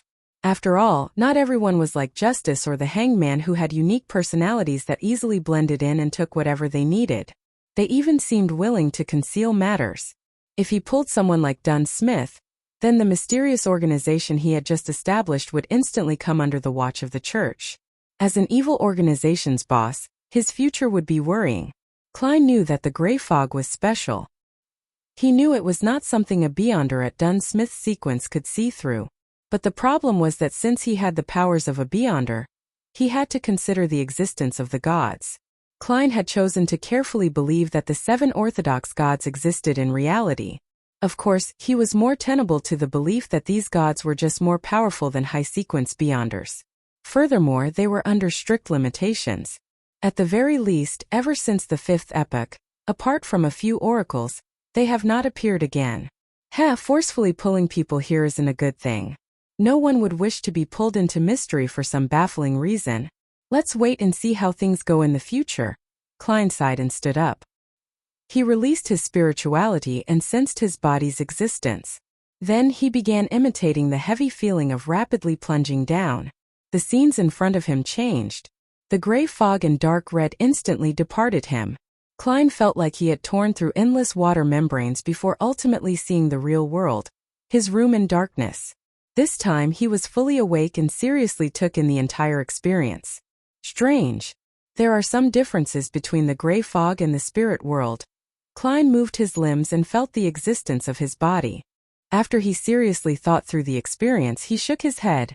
walked to the desk and pulled open the curtains. Whoosh! The curtains were drawn as sunlight poured in, illuminating the room. As he looked at the street outside the oriel window and the pedestrians going back and forth, Klein took a deep breath and muttered silently, "It's time to go out and work. How should I act as a seer? It cannot be rushed. All I can do is use spirit vision now." Backlund, Empress Borough. Audrey Hall looked at herself in the mirror. She saw her cheeks flushed red with excitement and her eyes, so bright that they would have daunted anyone from looking into them. She did not examine any of this as she hurriedly recalled. She picked up the ruby-studded fountain pen and wrote the formula to the spectator potion on the exquisite goatskin parchment. 80 milliliters of pure water, 5 drops of autumn crocus essence, 13 grams of cow teeth pianol powder, 7 petals of elf flowers, a matured manhow fish's eyeball, 35 milliliters of goat-horned black fish blood. Phew! Audrey heaved a sigh of relief as she read it a few times to confirm that she had not made any mistakes. She had the urge to dance again, but reminded herself to remain restrained. After some thought, she began writing various chemical names around the potion's formula. She then faked the page into complicated and messy chemistry. Yes, as long as one doesn't read it carefully, a person who flips through this randomly will not discover the details I have hidden in here. Excellent! Audrey praised herself and turned her mind towards the acquirement of the materials. I'll first search the few vaults we have. I'll then attempt to exchange for the missing parts with others. If I still can't gather them all, I can only seek help from the hanged man or the fool. What can I offer as payment? After some thought, Audrey closed the notebook and placed it on a tiny bookshelf. Following that, she briskly walked to the door and pulled it open. A golden retriever was sitting obediently outside. The corners of Audrey's mouth curled as she revealed a radiant smile. "Susie, you completed the mission perfectly." In the serialized stories on the newspapers, detectives would often have a capable assistant. I think there should be a huge dog supporting a real spectator. In an underground basement lit only by a flickering candle, Alger Wilson raised his palm and looked at it carefully. After a long while, he let out a sigh. "It's still that miraculous. I was unable to figure out any specific details at all. Despite having made sufficient preparations, he failed to understand how the fool had completed the summoning." He moved his gaze down and looked at the goatskin parchment on the table in front of him. At the title head of the yellowish-brown parchment, there was a Hermes sentence written in dark blue ink. 7 Seafarer. Chapter 37. The club under the scorching afternoon sun. Klein left his house. Since he had to walk all the way from Iron Cross Street to Welch's place, he wore a linen shirt instead of his formal attire of top hat and leather boots. He wore a matching brown coat, a round felt hat and a pair of old leather shoes. That way, he did not need to worry that the stench of his sweat would contaminate the rather expensive suit. As he went down Daffodil Street, he strolled toward Iron Cross Street. When he passed by the square around the corner, he subconsciously took a glance. The tents had already vanished. The circus troupe from before had left after finishing their performance. Klein originally imagined the animal trainer, who had helped him tell his fortune, to be a hidden expert. He believed she had purposely appeared to guide him after discovering something unique about him, and that she would meet him and provide hints for the future. However, none of that happened. She left for the next stop in the tour with the circus troupe. How can there be so many cliché tropes? Klein shook his head while grimacing a smile. He turned toward Iron Cross Street. Iron Cross Street was not characterized by just a single street. Like its name suggested, it was formed by 2 roads that crossed each other. With the intersection at its core, it was split into Left Street, Right Street, Upper Street, and Lower Street. Klein, Benson, and Melissa previously lived on Lower Street. However, the residents living at his former apartment and the surrounding area did not think of the area as Lower Street. Instead, they created the term Middle Street. By doing so, they made a clear difference between those staying there and the poor who lived 200 meters down the road. There, a bedroom was occupied by 5 or 6 people, and sometimes even up to 10. Klein walked along the periphery of Left Street as he let his mind wander. He recalled the Antigonus family's notebook and how it was missing. He thought of its importance to the Nighthawks and thought of the deaths that resulted from it. His heart slowly turned heavy as his face turned ashen. At that moment, a familiar voice sounded. "Lad." Oh. Klein turned his head curiously and found himself by Smyron Bakery's entrance. Mrs. Wendy with a head of gray hair was greeting him with a wave and a warm smile. "You don't look very happy?" Wendy asked genially. Klein rubbed his face and said, "A little." "Regardless of your worries, tomorrow will always come," said Mrs. Wendy with a smile. "Here, try out my newly created sweet iced tea. I'm not sure if it suits the palate of the locals." "Locals? Aren't you one, Mrs. Smyron?" Klein shook his head in amusement. "Trying out something means it's free, right?" Wendy Smyron raised her chin a little and said, "You guessed right. I'm actually a Southerner. I came to Tianjin with my husband, but that was more than 40 years ago." "Haha, back then Benson was not born yet. Even your parents did not know each other. I have always been a little unaccustomed to the dietary preferences of Northerners, and I'm always missing my hometown's food. I miss pork sausages, potato bread, roasted pancakes, vegetables fried in lard, and roasted meat with specialty sauces. Oh, and I also miss sweet iced tea." Klein suffused a smile when he heard that. "Mrs. Smyron, this sure is a topic that makes me hungry, but I feel a lot better. Thank you very much. Delicacies can always cure sorrow." Wendy handed him a cup of brownish-red liquid. "This is sweet iced tea I made according to my memories. Try it and tell me if it's nice." After thanking her, Klein took a sip and found it resembling iced red tea from Earth. However, it was not as stimulating. The taste of tea was stronger and felt more refreshing. It instantly expelled the heat brought by the burning sun. "It's excellent," he marveled. "That puts me at ease." Wendy smiled with squinted eyes as she watched him finish the cup of tea in a genial manner. After chatting with Mrs. Smyron about his moving, Klein returned to the street he was most familiar with. There were far fewer street-side hawkers in the afternoon. They gathered again after 5:30. The ones that stayed behind looked drowsy and listless. The moment he entered the area, Klein's heart suddenly felt overwhelmed by darkness. His heart felt heavy down and gloomy for an inexplicable reason. What's happening? He sharply sensed something wrong about himself. He immediately stopped and observed his surroundings, but did not see anything strange. After some thought, Klein raised his hand and tapped his glabella like he was thinking. The extent of his vision immediately transformed. The auras of the hawkers and pedestrians all appeared. Before Klein could observe the colors of their health, his attention was pulled away by the colors that represented gloominess. He was unable to determine the exact thoughts of the observed, but the despondent, apathetic, and gloomy impression was deeply carved into his heart. As he surveyed the area, he realized that even the sun could not disperse those dark colors. It was a sense of gloom that tainted them from years of repression. Upon seeing this, Klein instantly understood the reason. Just as old Neil said, activating his spirit vision easily pulled him into unfamiliar environments and made him feel discomfort. It was also easy for himself to be affected by the emotions of others. A similar principle could be used on an ability like perception.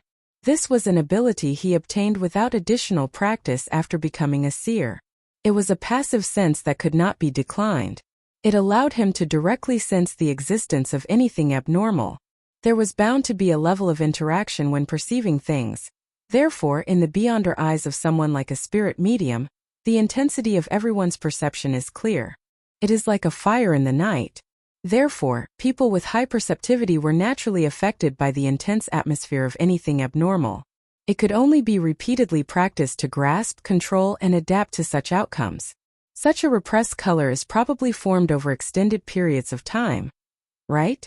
Klein sighed as he shook his head, feeling somewhat affected.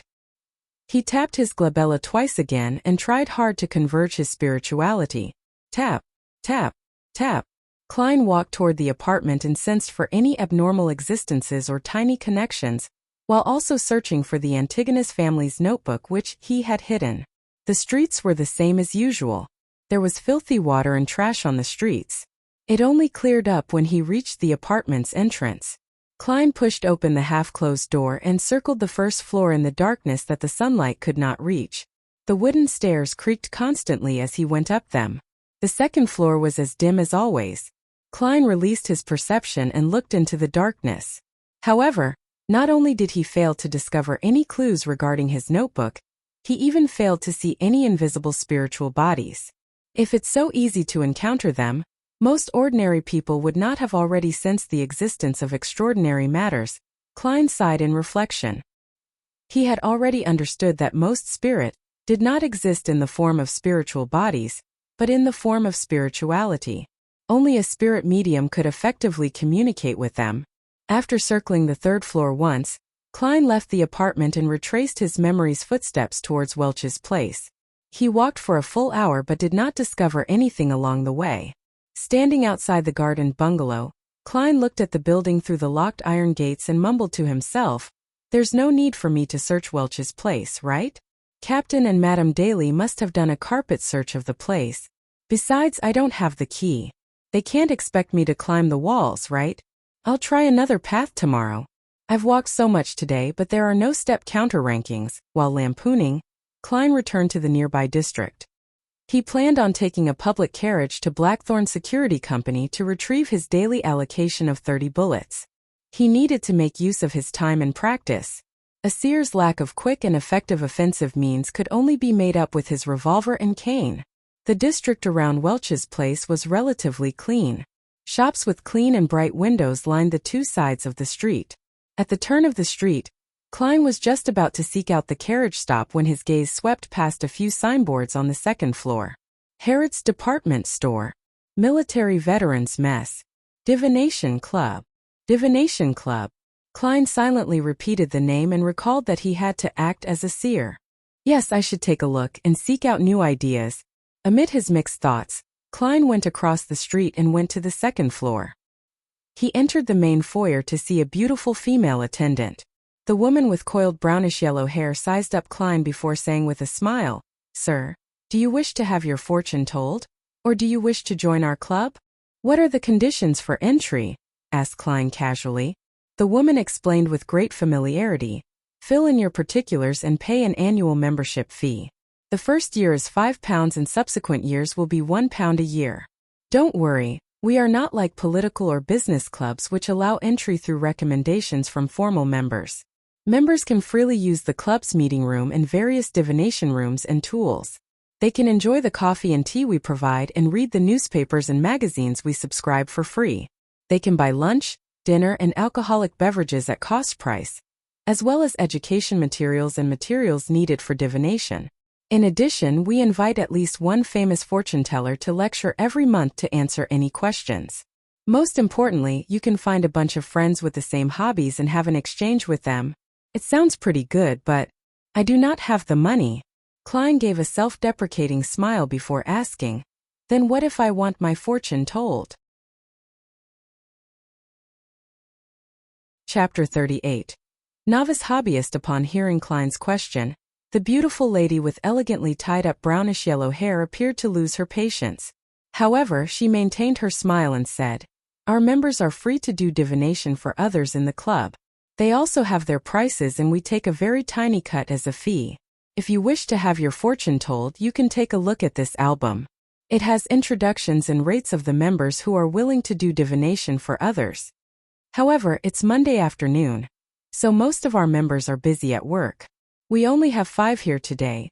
As she introduced the club, she invited Klein to have a seat on the sofa beside a window in the reception hall. Then she flipped through the album and pointed out the present club members. Hannes Vincent, famous Tingen fortune teller. The club's resident mentor. Good at various forms of divination. He charges for solely each time. It's really expensive. That's enough to feed Benson, Melissa, and me to 2 sumptuous dinners. Klein clicked his tongue silently and did not reply. When the woman saw this, she continued flipping the page and introducing one member after another. And the final one, Glassy, a member who joined the club this year. He is skilled in tarot divination. He charges 2 pence each time. "Sir, who do you plan on choosing?" Klein did not stand on ceremony and answered, "Mr. Glassy." The female attendant fell silent for 2 seconds before saying, "Sir, I have to remind you that Mr. Glassy is only considered a novice." "I understand. I will be responsible for my own decision." Klein nodded with a smile. "Then please follow me." The woman stood up and led Klein through a door beside the reception hall. It was not a very long corridor, and an open meeting room was situated at its end. There was enough sunlight, and it was equipped with tables and chairs. There were newspapers, magazines, and paper cards. A faint coffee aroma drifted out. About 2 rooms from the meeting room, the attendant gestured for Klein to stop. She sped up her pace and entered the room. She shouted gently, "Mr. Glassy, someone wishes for your divination." "Me?" A voice filled with surprise and doubt immediately sounded. Following that, there was the sound of a chair moving. "Yes, which divination room would you like to use?" replied the lady without any emotion. "Topaz room. I like Topaz." Glassy appeared by the meeting room's door and looked curiously at Klein, who was waiting not far away. He was a man in his 30s. His skin was slightly dark and his pupils were a dark green shade. Under his light, yellow and soft hair, he was dressed in a white shirt and black vest. A monocle hung from his chest and he seemed to have a good disposition. The attendant did not say anything further as she opened the door to the Topaz room, which was next to the meeting room. The curtains inside were tightly shut, making it dim. It appeared that only by doing so would one gain revelations from the gods and spirits to obtain an accurate divination outcome. "Hello there. I'm Glassy. I never expected you to choose me for your divination." Glassy gave a gentleman's bow, briskly stepped into the room, and sat behind a long table. "Frankly, I'm only attempting divination for others. I do not have much experience. For now, I'm not a good fortune teller. You still have a chance for regret." After Klein returned the bow, he entered and closed the door behind him. By the light seeping through the curtains, he said with a smile, "You are a really honest man, but I'm someone who is very firm on his choices. Please have a seat." Glassy pointed at the seat in front of him and thought for a few seconds. "Divination is my hobby. Heh. In life, one often receives guidance from the divine, but the ordinary person is unable to accurately understand the meaning. This is the reason why divination exists and also why I joined this club. In this aspect, I still lack confidence. Let's make the divination that follows an exchange a free exchange. How do you like my suggestion? I'll cover the fees the club requires. It's just a quarter pence." Klein did not agree or shake his head. Instead, he smiled. "From the looks of it, you have a pretty well-paying and decent job." While he said so, he leaned his body forward slightly. He held his forehead with his right fist and tapped at it twice. "But that does not enhance the accuracy of my divination," answered Glassy humorously.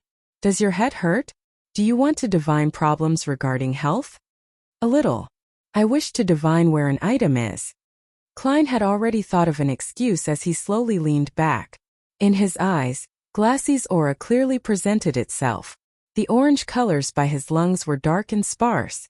They even influenced the brightness in other areas. "This is not a symptom of exhaustion." Klein nodded in an indiscernible manner. "Are you searching for a lost item?" Glassy thought for a few seconds before saying, "Then let's do a simple determination." He pushed the neatly stacked tarot cards on the black table toward Klein. "Calm down. Think of that item and ask yourself, can it still be found? While doing so, shuffle and cut the deck." "All right." Klein actually did not remember what the ancient notebook looked like. All he could do was repeat the question to himself. Can the Antigonus family's notebook still be found? While he repeated the thought, he skillfully shuffled and cut the deck. Glassy picked the topmost card and pushed it in front of Klein. The card was facing down horizontally. "Turn it clockwise until it sits vertical. Then flip it open. If the card is inverted, which means the picture on the card is facing away from you, it indicates that the item cannot be found. If the card is upright, then we can continue the divination and seek its actual location." Klein followed his instructions and turned the horizontal card vertical. He clasped the end of the tarot card and flipped it over. It was an inverted card.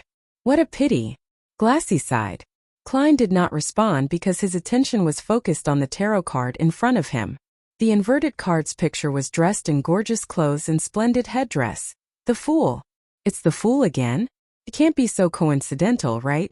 According to the Hanged Man and Old Neil, divination is the outcome of the communication of spirituality and the spirit world with a higher dimensional me. Tarot cards are only a convenient tool to read what the truth symbolizes. In theory, using any divination item doesn't matter as it doesn't affect the outcome. Klein frowned as he thought for a moment. Can it be divined whether the item is already in the hands of others? Of course. Follow the same procedure and do it again.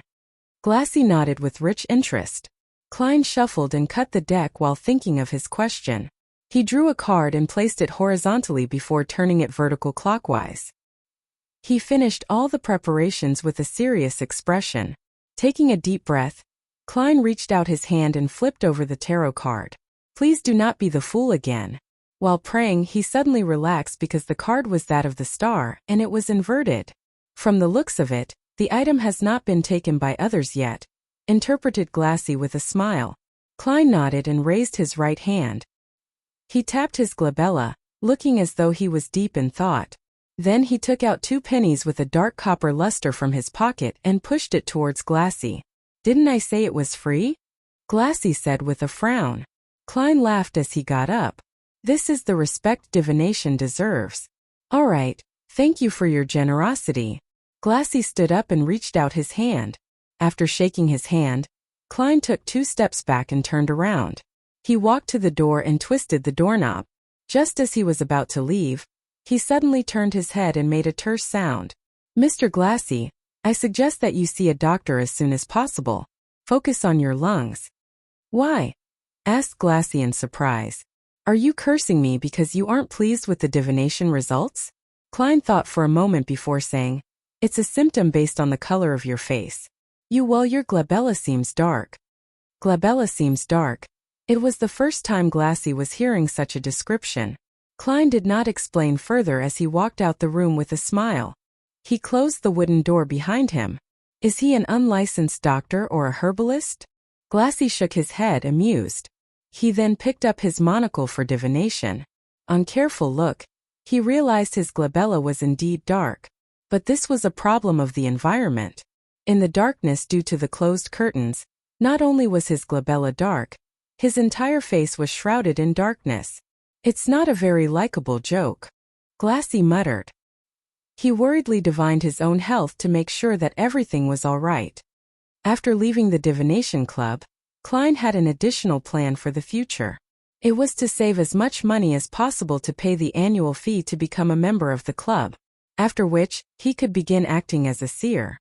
As for why he did not choose to do it independently, it was because he temporarily lacked the resources and channels. He could not bring himself to stand on the streets as a hawker since he cared for his reputation. A few minutes later, the public carriage arrived. He spent 2 pence and reached Zutland Street, which was not very far off. He pushed open the door to Blackthorn Security Company, but did not see the familiar brown-haired girl. He only saw the black-haired, green-eyed Leonard Mitchell with his poetic bearing behind the reception counter. Good afternoon. Where's Rosen? Klein asked after taking off his hat and bowing. Leonard smiled and pointed at the partition. It's her shift tonight at the armory. Without waiting for Klein to ask another question, Leonard said as though he was pondering over a matter, Klein, I have a question that has always puzzled me. What is it? Klein was puzzled. Leonard stood up and smilingly said with a relaxed tone, why did Welch and Naya commit suicide on the spot while you returned home? It likely has to do with how the unknown existence made me take the Antigonus family's notebook away to hide it, answered Klein with the official surmise. Leonard paced around before turning to look straight into Klein's eyes. If your suicide was meant to silence you and wipe out any clues, why weren't you made to destroy the notebook there and then? Chapter 39. Interesting trick. In fact, I do not know if the notebook is destroyed or hidden, but by using backward reasoning, if it is to be destroyed, it could have been done on the spot. There was no need for me to take it away to carry out the destruction. Upon hearing Leonard's question, Klein instantly went into keyboard detective mode and said with a sigh, perhaps when Welch, Naya, and I made contact with the unknown existence, it enjoyed the sacrifice of life or wished for similar situations to continue. With the suicide definitely easily discoverable, I was made to take away the notebook to hide it so as to prepare for the existence's second round of entertainment. However, some mishap happened during the process and I failed to succeed in my suicide. This was a reason guess Klein made from his consumption of novels, movies and TV dramas which involved cult sacrifices. As for the mishap that happened midway, he knew very well that it was due to the unexpected variable of him being a transmigrator. Quite a good explanation, but I believe there might be other possibilities. Welch's and Naya's suicide sacrifice might have made it possible for the unknown existence to descend on this world. Then that notebook is a vessel or a breeding ground for evil. It made you take it away to hide it, worried that we would destroy it if we discovered its birth, before it became strong. Leonard Mitchell suggested another possibility. Having said that, he stared into Klein's eyes and smiled slightly. Of course, perhaps the notebook has been destroyed. The goal is to hide its content, to conceal the vessel or the brooding of evil. That way, there is a sufficient reason for your failed suicide. What does he mean? Is he suspecting me? Is he suspecting that the original Klein's body is a vessel or used for the brooding of evil? No, what he's being a vessel for is a transmigrator. Actually, brooding isn't a correct term. Klein was taken aback. While he secretly criticized the idea, he weighed his words. I will not try to defend myself since I've lost memories from that period. Be it Captain or Madame Daly, they have already confirmed that I'm fine. Your joke isn't funny. I'm only considering a possibility. It does not eliminate the blow the unknown existence encountered when it descended, which caused your suicide to fail. We believe that the goddess will ultimately bless us. Leonard laughed as he changed the subject. Did you discover anything in the afternoon? After the conversation and the previous encounters, Klein was very wary of Leonard. He answered in a composed manner, no. I plan on trying a different route tomorrow afternoon. He pointed to the partition and said, I'll need to head to the armory to draw the bullets. The shooting club opened to 9 at night. After all, its availability increased only after many of its members got off work. May Goddess bless you. Leonard smiled as he gestured the sign of the crimson moon on his chest. He watched Klein pass through the partition and listened to his footsteps down the stairs. Leonard's smile gradually vanished as a look of doubt appeared in his green eyes. He whispered something with a displeased tone. Down the stairs, Klein followed the gas lamp-illuminated corridor to the armory and archives. The iron door was open and the brown-haired Roseanne was standing in front of the table. She was chatting with a top hat-wearing middle-aged man with a thick black beard. Good afternoon, no. Good evening. It's always night here. Klein, I heard from old Neil that you have become a beyonder? It's called seer? Roseanne turned her head and deluged him with her questions. She did not hide her curiosity and concern. Klein nodded with a smile. Good afternoon, Miss Roseanne. It's indeed always night here, but it makes one feel a sense of serenity. The description you gave wasn't accurate enough. It should be said that the sequence potion I consumed has the name seer. You still chose to become a beyonder after all, Roseanne said with a sigh as she fell into a deep thought. Klein looked at the middle-aged man beside her and asked politely, You are? Another Nighthawk member or one of the other 2 civilian staff I have not met? Roseanne puckered her lips and said, Brett. Our colleague. He wishes to change slots with me to free up the night after tomorrow. He plans on going to the theater in the North District with his wife to watch The Prideful One. It's to celebrate their 15th-year wedding anniversary. He's truly a romantic gentleman. Brett smiled as he extended his hand and said, With Miss Roseanne around, there's nothing that requires repeating. Hello, Klein. I never expected you to become a beyonder so quickly. As for me, I might never have the courage. Perhaps it's as the saying goes, the ignorant knows no fear, Klein said in a self-deprecating manner as he extended his hand to shake Brett's. Me not having courage is not something bad, said Brett with a shake of his head. A beyonder once told me before his death to never probe the strange and dangerous matters. The less you know, the longer you live. At that moment, Roseanne interjected, Klein, there's no need to mind it. I heard from old Neil that as a seer, you are used as support. It's relatively safe as long as you do not attempt to communicate with unknown existences. Why are you dressed in such clothes? It's so unbecoming of a gentleman. What are you here for? I'm here to draw my 30 bullets. Klein did not reply to Roseanne's first question. He believed that the lady would quickly forget the matter. All right. Roseanne pointed at the table and said, Brett, it's all yours. You should know where the keys and bullets are. Oh, old Neil really is petty. He did not even leave his hand-ground coffee behind. He promised me that I could drink my fill today. She prattled on as Klein received the bullets. The duo left together and went their separate ways at Zutland Street. One took a public carriage home while the other walked into the shooting club. Bang! Bang! Bang! Klein repeated the process, gripping the gun, raising his arms, shooting, releasing the cylinder, ejecting the empty shells and stuffing in rounds again and again. He became familiar with the process and built it into his muscle memory. Of course, he had a few breaks in between to review and correct the process. After finishing his practice, Klein used the grounds to do various exercises like push-ups. He worked hard to train his body to improve his physique. Once everything was over, he sat in an untracked carriage home. Only then he realized it was nearing 7 and the sky was already dark. Just as Klein was planning to head to the market or streets to buy the ingredients for dinner, the door opened. Melissa had returned with her stationery-filled bag. Apart from that, she carried quite a lot of groceries. I thought you and Benson would be home rather late. This morning I took out one solely from the place you hide the money. Upon seeing her brother's questioning look, Melissa explained in her usual serious manner. Since you took the money, why didn't you take the public carriage to school? Klein had been reminded of the matter from the morning. Melissa said with a frown, why should I take a public carriage? It costs 4 pence to get to school. A return trip means 8 pence. Counting Benson and you, we will be spending 24 pence on transportation daily. That's a whole solely. In a week, yes, without counting Sunday, that's still 12 pence. It's almost equal to our rent. Stop, stop, stop. Don't flaunt your mathematical prowess. Klein lowered his palm in an amused manner. Melissa first stopped before adding, it's pretty good walking to school. Our teacher said that everyone should exercise frequently. Besides, I can pick some damaged components on the way.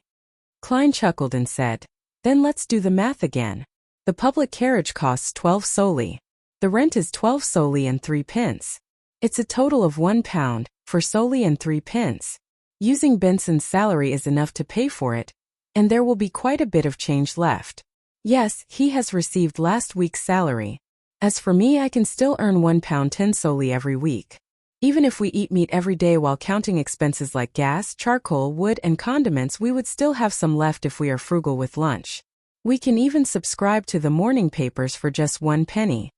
In 2 months, when I make up for the advance payment, I can save money for both you and Benson. We can have new clothes. But we have to think of the possible accidents. Melissa stayed firm on her point. Klein smiled at her and said, then we can eat less meat. Don't you find spending 100 minutes on the road a waste of time?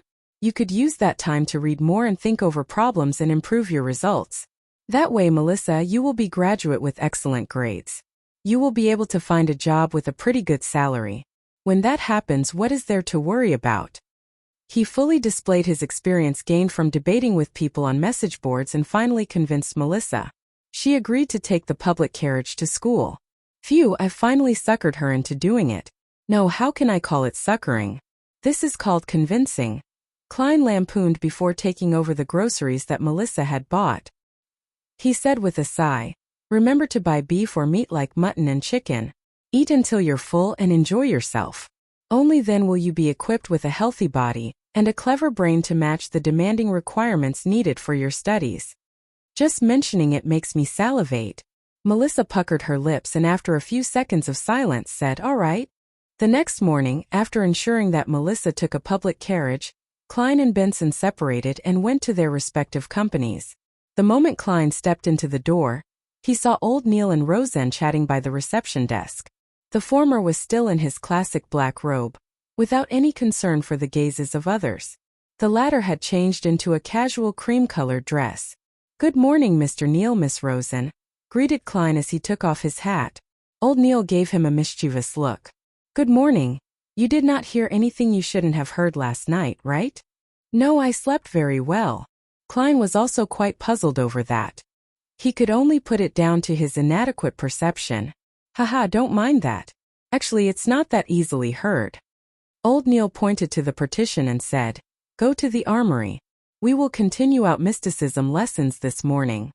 Klein nodded and followed old Neil down the stairs and arrived at the armory to replace Brett, who had been on duty the entire night. What will we be learning today? asked Klein curiously. Old Neil dragged out his response and said, "The complicated and basic knowledge. But before that, let me teach you an interesting trick." He pointed at the silver chain on his wrist. There was a pure moonstone hanging from the chain. Chapter 40. Mysticism Curriculum: An Interesting Trick? Klein asked out of extreme curiosity. Old Neil chuckled and said, "I'll complete my patrol of the armory, storeroom, and archives. Use the 2 cups on the table to make 2 cups of coffee. In one of the cups, put something unpleasant. As for what it is, you can decide for yourself. Use your imagination. The only request from me is to not waste too much coffee powder. Those are coffee beans grown on the Fainapotter Plateau and hand-ground by me." All right. Although Klein was unsure what old Neil was up to, he happily agreed to it. He watched him open the iron gates to the armory with a copper key, and then heard the echoing footsteps inside. Slowly, he settled the cups down and confirmed that there was still hot water in the kettle.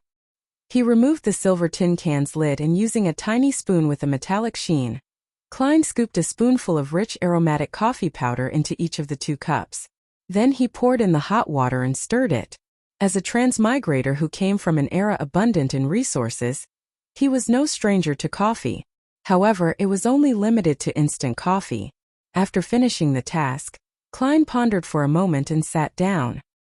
He crossed his right leg and took some of the mud which had stained the bottom of his leather boots and placed it in the left cup. Then, he carefully stirred it again until the colors and smells of the 2 cups of coffee were practically indistinguishable. A few minutes later, old Neil walked out the armory while swinging his keys. He then closed the iron gates with a clang. "Are you done?" His turned his slightly turbid dark red eyes over and looked at Klein across the table. "Yes," replied Klein with a nod. Old Neil chuckled and removed the silver chain around his wrist and sat down. His expression quickly turned serene. He held out his chain-holding left hand and allowed it to hang over the coffee cup to his right. The moonstone nearly touched the liquid. Amid the relaxing calmness, the moonstone trembled suddenly. It began spinning the chain in a counterclockwise manner. "This cup is the one with the unpleasant thing," said old Neil surely. Without waiting for Klein to confirm, he put away the silver chain and picked up the other cup of coffee and took a sip. "Do you like bitter coffee? I'm used to having a tablespoon of sugar and a tablespoon of milk." Klein did not reply but instead asked with his interest piqued, "Your divination sure is accurate. Was it because of the moonstone? That was moonstone, right? This is known as pendulum dowsing in divination. It's also called spirit dowsing. It relies on your own astral projection's connection with the spirit world and space to communicate with spiritual intelligence through the aid of natural materials such as crystals, gems, or special metals. The good and bad of things can be divined. Let's talk about the 2 cups of coffee. A counterclockwise motion implies bad, while a clockwise motion is good. If it doesn't move, it's neither good or bad. You can write the statement on a piece of paper. Take note, it's a statement and not a question. Old Neil put down the cup of coffee and explained in detail. Klein asked as though he was thinking, "Does that mean one should use questioning sentences?" "Yes, you cannot use 'Is so-and-so willing to be my fiancé?' But you should instead use 'So-and-so is willing to be my fiancé.' Write it on a piece of paper and place it on the desk. Then use your dominant hand to hold the pendulum chain. Take note, use your dominant hand," said old Neil with a chuckle. "When doing so, keep your arms straight. Adjust the chain's length and make the moonstone hang just above the piece of paper to the point of almost touching what we wrote. Then close your eyes and repeat the sentence 7 times in your mind. Open your eyes when you are done and see if the spirit pendulum turns or not.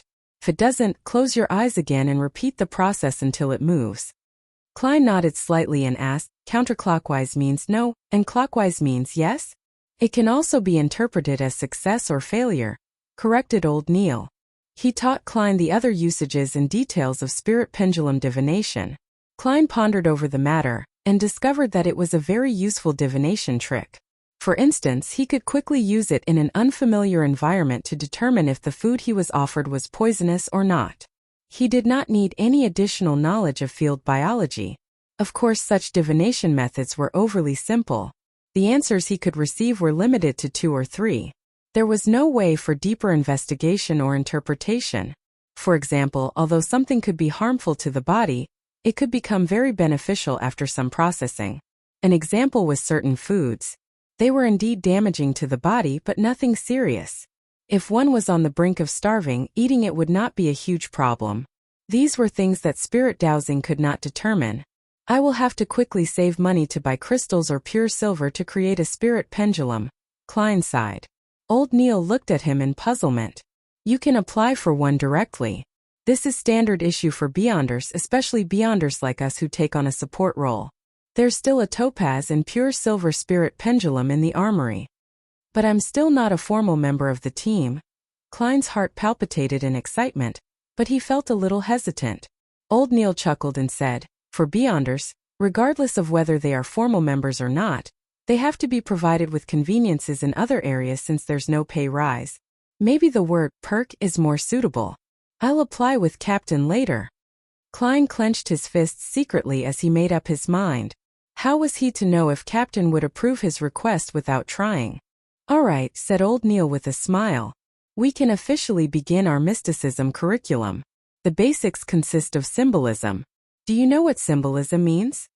Klein recalled the bits and pieces he had heard and the things he had seen and heard from his spirit world and the gray fog.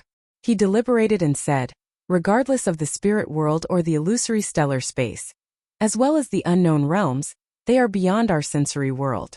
It's not something that can be accurately described by the information our ears, nose, and eyes obtain. What we obtain are simply indescribable experiences and direct revelations.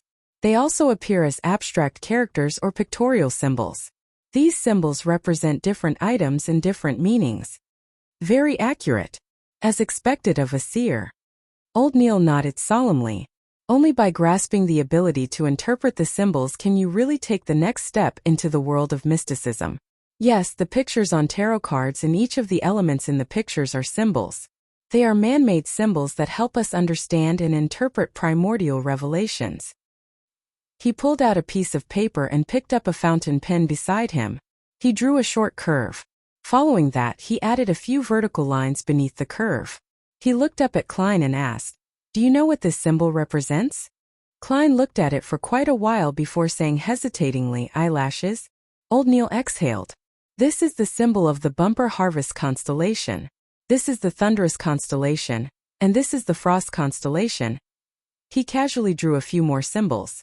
As Klein memorized them, he could not help but comment, the names of these constellations are really, especially unsophisticated. Yes, unsophisticated. How tacky and primordial. Old Neil revealed a smile. Emperor Roselle thought the same back then. He always had the intention of changing the constellation names to things like Virgo, Cancer, and Scorpio. Unfortunately, he did not have the strength to go against tradition. At the very least, these constellations' old names and the corresponding dates they represent guide farming and harvests. I have to say that Emperor Roselle sure is a person with ideas.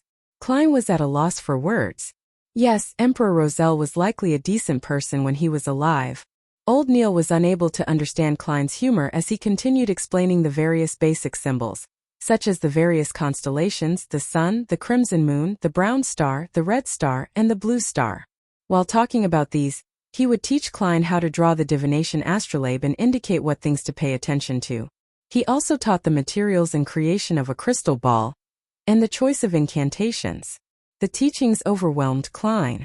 If not for his discovery that the seer potion had improved his memory slightly, he would have long asked Old Neil to stop to aid his digesting of the information. That's all for today's mysticism class. Think over it yourself and ask me if you have any questions. Old Neil took out a gold pocket watch and opened it with a snap to check the time.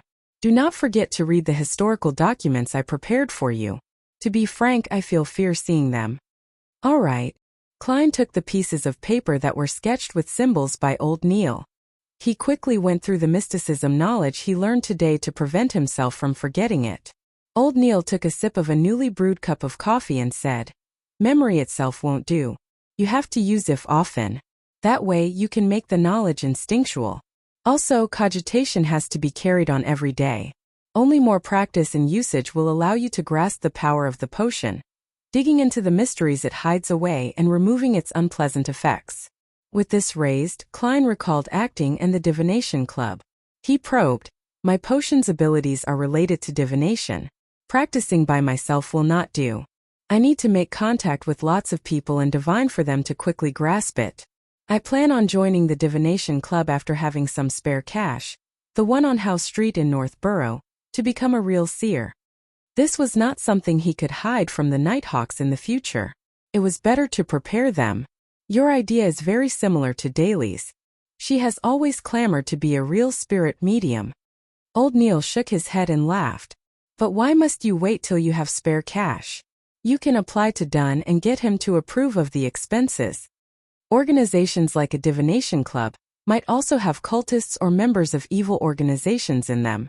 As a civilian staff member of the Nighthawks and a standard Beyonder, your membership makes it easy for us to monitor them.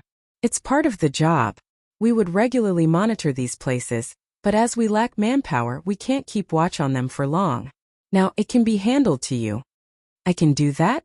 As he looked at old Neil's serious expression, Klein was dumbfounded. "This is making an expense claim for private matters. I know nothing about such matters. Indeed, I'm just a keyboard warrior. You wish to use your own money to do this?" Old Neil smiled as he added when he saw Klein's face. Klein immediately shook his head as he answered firmly, "I plan on reporting it to Captain."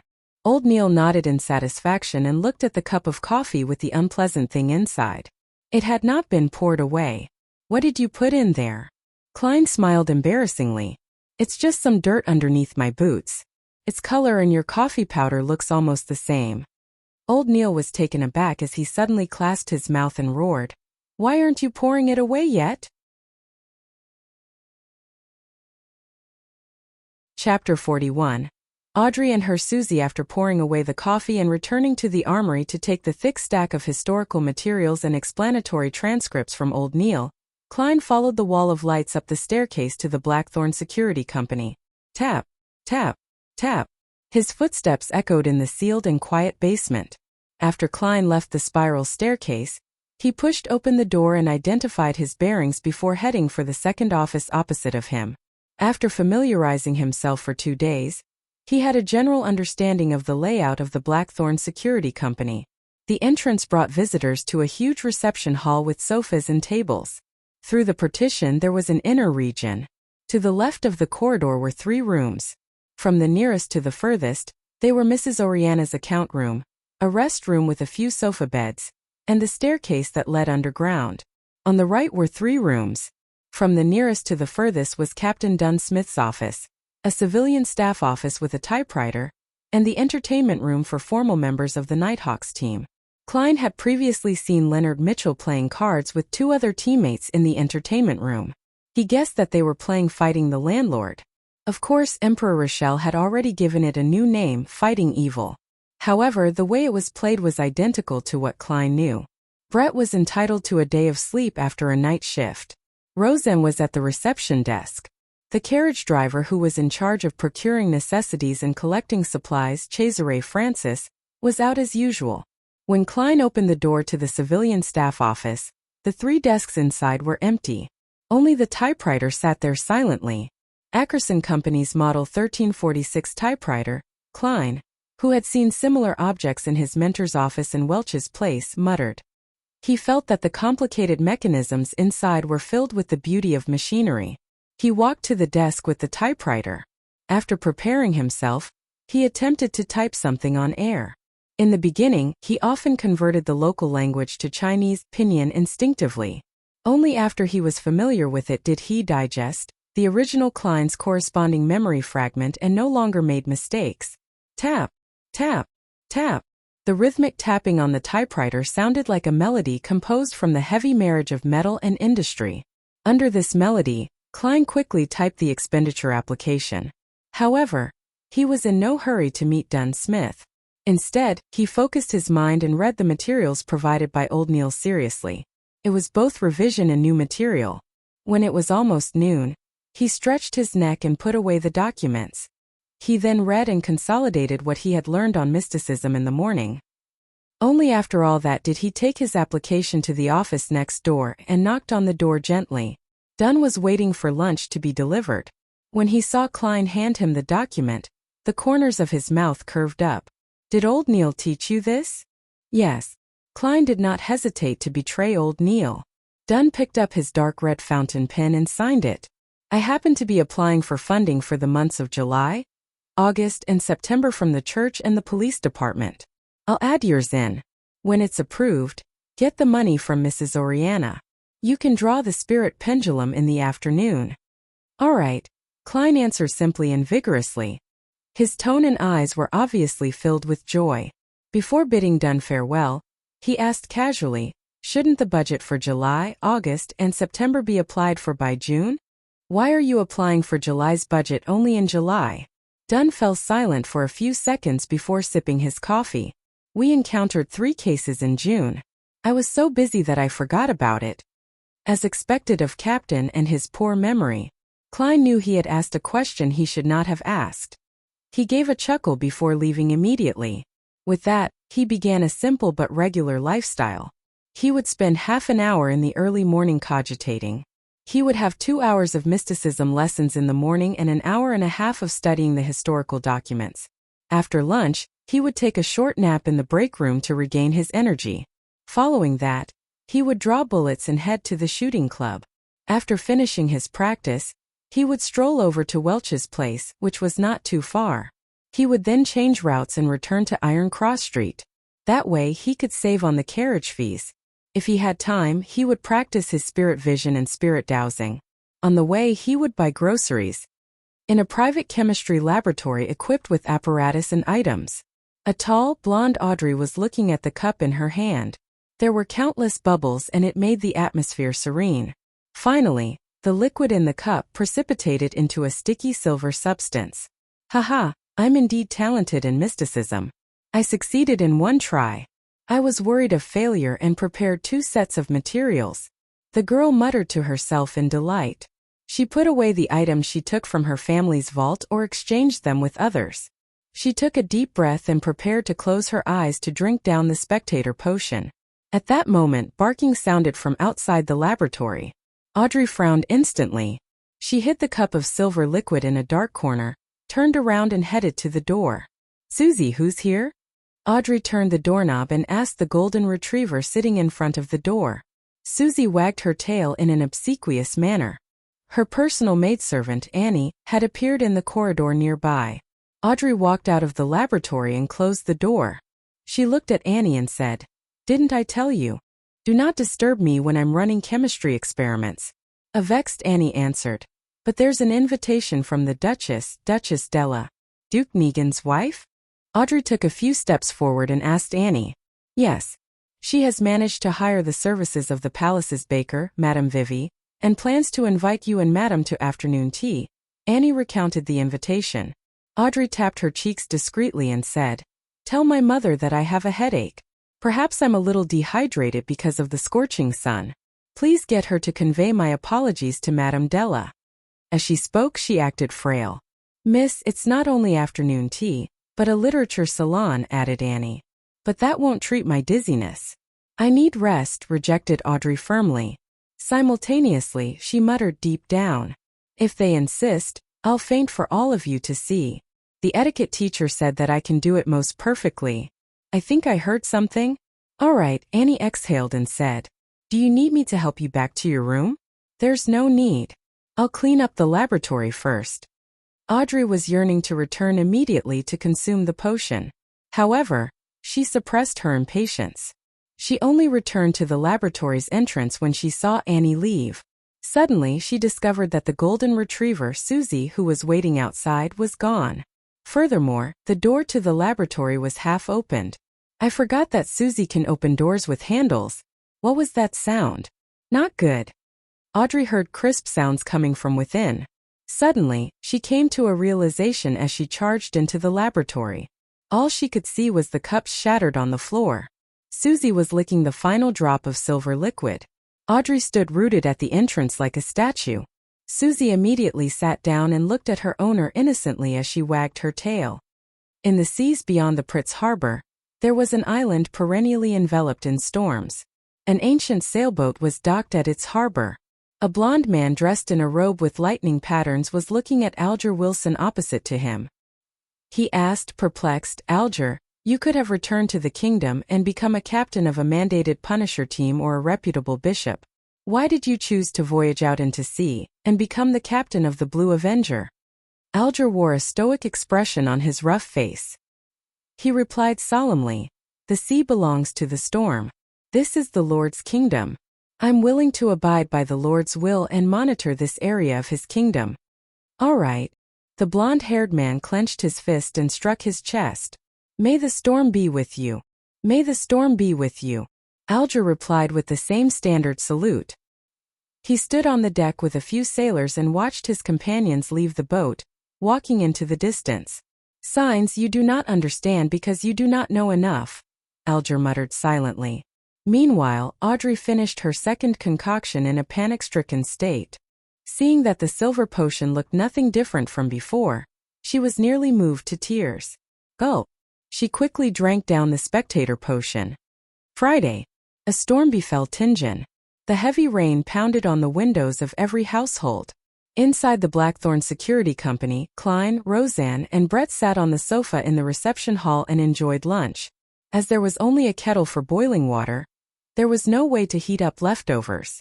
Klein could not eat rye bread every day, or take the carriage home every day. If he did that, he would have to walk from Iron Cross Street to Welch's place in the afternoon and consider taking a carriage back. It was a waste of money. Therefore, he began joining Roseanne and his colleagues in eating the so-called office rations. The nearby Old Will's restaurant would punctually send a waiter at 10:30 every day. He would ask for their orders and after determining the quantity, he would send it over at 12:30. The food was contained in what resembled meal boxes. At 3, he would return to take their orders for dinner and take back the utensils. The rations included meat, vegetables, and bread. Although the quantity was lacking, it was barely sufficient to fill a person. A cost of a meal ranged from 7 to 10 pence depending on the different premium levels. Klein would always thicken his skin and order the meal costing 7 pence. Typically, there was half a pound of wheat bread, a tiny piece of meat cooked in different ways, a ladle of thick soup with vegetables, and tiny bits of butter or margarine. We actually only have one Nighthawk here today, Roseanne said as she delivered a spoonful of thick soup into her mouth. I heard that a case with cultist elements is going on in Golden Industry. Therefore, the police department has requested for 2 Nighthawks, Brett said as he put down his bread. Klein used the remaining wheat bread and dabbed it into the last bits of meat juice before stuffing it into his mouth.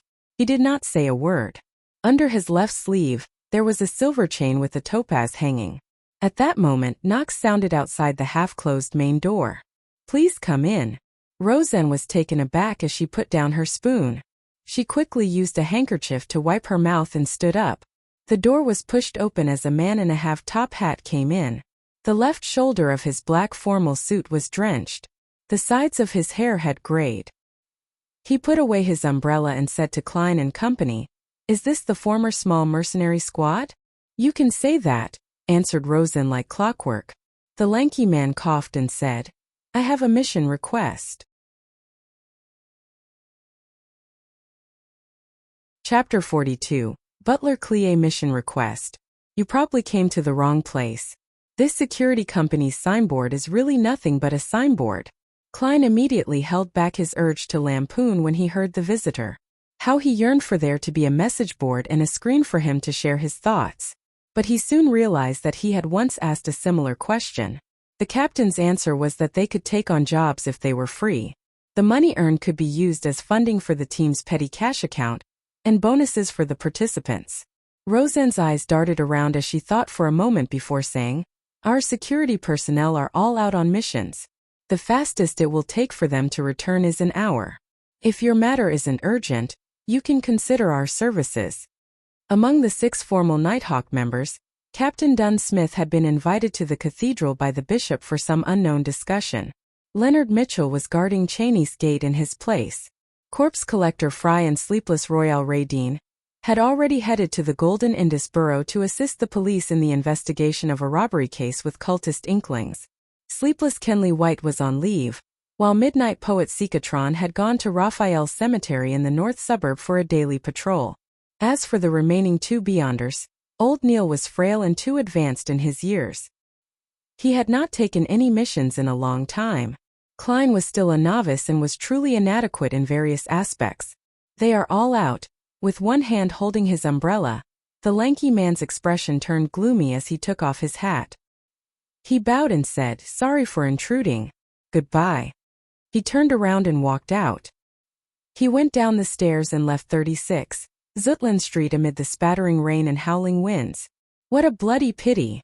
Rosen watched the man left and sighed regretfully. Although she would not have gotten any share of the commission, she definitely would have been able to partake in a sumptuous meal. There's nothing we can do about it. Cheney's Gate needs someone watching it all the time. Klein put down his cutlery in satisfaction. Even though he did not like the soup mixture of turnips and vegetables, he still drank it clean. Don't tell me you want Brett to take the mission? Or yourself? Rosen rolled her eyes and giggled. Brett won't do, but you can. Our Mr. Sear. The moment she finished her sentence, she immediately realized what she had just said. She covered her mouth in shock because the door had not been fully closed. If someone walked past outside or heard anything about Beyonders, it would be considered a leak. Thankfully Captain isn't around. Rosen looked out the door and secretly stuck her tongue out. Or I'll have to go for confession again. Brett and Klein laughed out in unison as they exchanged looks before beginning to put away the cutlery. After everything was done, Klein, who did not bring his umbrella, decided to stay at Blackthorn Security Company due to the ongoing rain. He took out some newspapers and sat on the soft but bouncy sofa as he leisurely began his afternoon break. The airship route from Backlund to Desi Bay is now in service. The complete anthology of the great detective Mansing is publishing soon. An advertisement for Legolas weapons? A standard model revolver carrying 6 bullets costs £3 and 10 solely. A double-barrel gun costs £2. Klein flipped through the Tingen City Honest paper when a particular piece of news suddenly caught his attention. The suspect responsible for killing Mr. Welch and Miss Naya has been caught. We believe it is a much-needed reprieve from the horror that has gripped North Borough, Golden Indus Borough, and East Borough.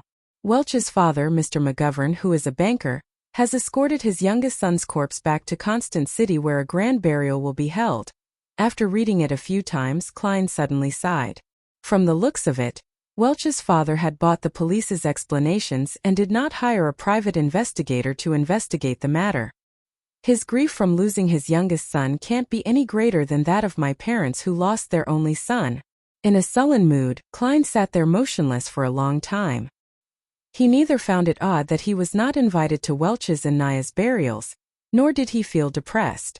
Once everything calms down, I'll find a chance to offer a bouquet of flowers to their graves. Klein was about to take a nap in the break room when a knock came from the door of the reception hall again. Please come in. Roseanne, who was nodding off, suddenly jolted awake.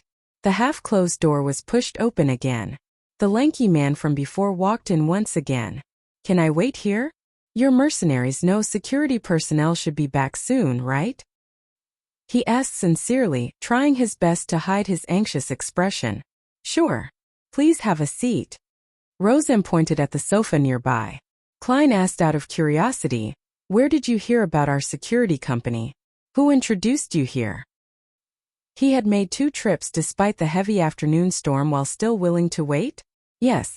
The Nighthawks must have easily resolved missions that might seem very difficult to others. They must have accrued quite a reputation. The man left his umbrella outside the door and as he walked to the sofa, he replied with a rueful smile, I have traveled the nearby streets and paid a visit to all the mercenaries, security companies and private investigators. You are my only hope. The others do not have the manpower to take additional missions. To be frank, if not for the waiter that delivers meals, I really did not imagine that there was another security company here. It's completely different from what I imagined. Klein was stunned. Rosen interjected with a question. They are very busy. Are there that many missions? The man sat down and sighed. You are a mercenary team, no a security company. I believe you must have heard of the armed burglary murder at House Street? House Street? Armed burglary murder. All right, unfortunately, I'm one of the people involved. Klein nodded with a slightly heavy heart. Yes. Due to the presence of a ferocious and cruel criminal, the rich men living in the neighboring streets, and even across all of Tianjin City, are terrified. Apart from increasing the numbers of their security detail, they have also hired many more security personnel and private detectives. This resulted in a shortage of supply in your line of work, the tall and skinny man explained clearly. A standard chain reaction. Klein and Rosen exchanged looks and saw the self-deprecating smile from each other's faces. The security industry had entered a golden age. Yet, Blackthorn Security Company was not affected in any way. It was apparent how dismally the company was run. Of course, to a certain extent, it also proved the success of the Nighthawks in hiding themselves. After waiting for another 20+ minutes, Klein prepared to leave since the rain was coming to a stop. He planned on practicing at the shooting club. At that moment, the black-haired and green-eyed Leonard Mitchell walked out of the partition. He looked curiously at the sofa. "This is a client. Is Captain back?" Rosen asked delightfully. "Back?" The lanky man was taken aback when he heard that. He had been sitting there staring at the door. How did he not discover someone's return? Roseanne's expression immediately froze as she chuckled. "As a security company, we don't only use the front door." "Figures." The lanky man nodded in enlightenment.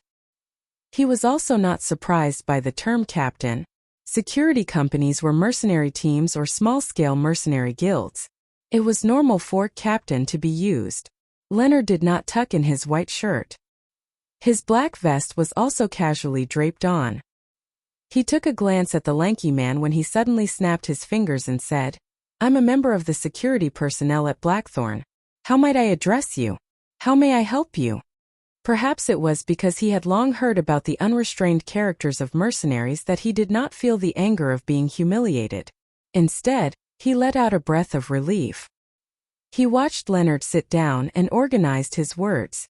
"My name is Klee, a butler of Mr. Vickroy, a tobacco merchant. His only son, little Elliot, was kidnapped this morning. We have already informed the police and the matter has been given high priority. However, Mr. Vickroy remains uneasy. He wishes to go through the channels which mercenaries, security personnel have, as well as your understanding of Tianjin, to investigate the case from a different angle and ensure that little Elliot is rescued safely. If you are able to find where the kidnappers are hiding, Mr. Vickroy will be willing to pay you £100. If you have the means to successfully save young Master Elliot, he is willing to pay double. £200. Leonard Mitchell smiled leisurely. "Mr. Vickroy seems to only wish for us to find the kidnappers' hideout? If not, he will not think that his only son is worth £100.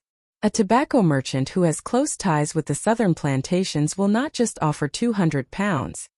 No, Mr. Vickroy is only an ordinary merchant. He's not considered wealthy. Besides, he believes the police will be more professional when it comes to rescuing his son," Klee answered frankly. "All right. No problem." Leonard snapped his fingers again.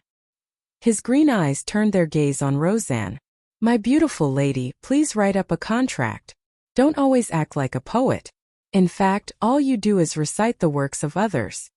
Having forgotten the presence of the client, Roseanne quipped. She was used to exchanging snipes with Leonard. Of course, the Blackthorn Security Company did not really care about its clients. It was great to have them, but it was also fine not having them. Roseanne left the reception counter and entered the staff office. Soon, there were sounds of typing coming out from the office. The corners of Klein's mouth twitched a little. He found them too unprofessional. There was no standard template for a contract. This sure is tragic. And more saddening is the fact that I'm working at such an unprofessional company. The moment these thoughts arose in him, Roseanne completed a simple contract that had only a few clauses. Then Klee and Leonard Mitchell signed it. After Klee stamped it, she took the contract and returned to the accounting room and got Mrs. Oriana to stamp it with the Blackthorn Security Company logo. Something that was actually useless. Dunn typically handed it to Oriana for safekeeping.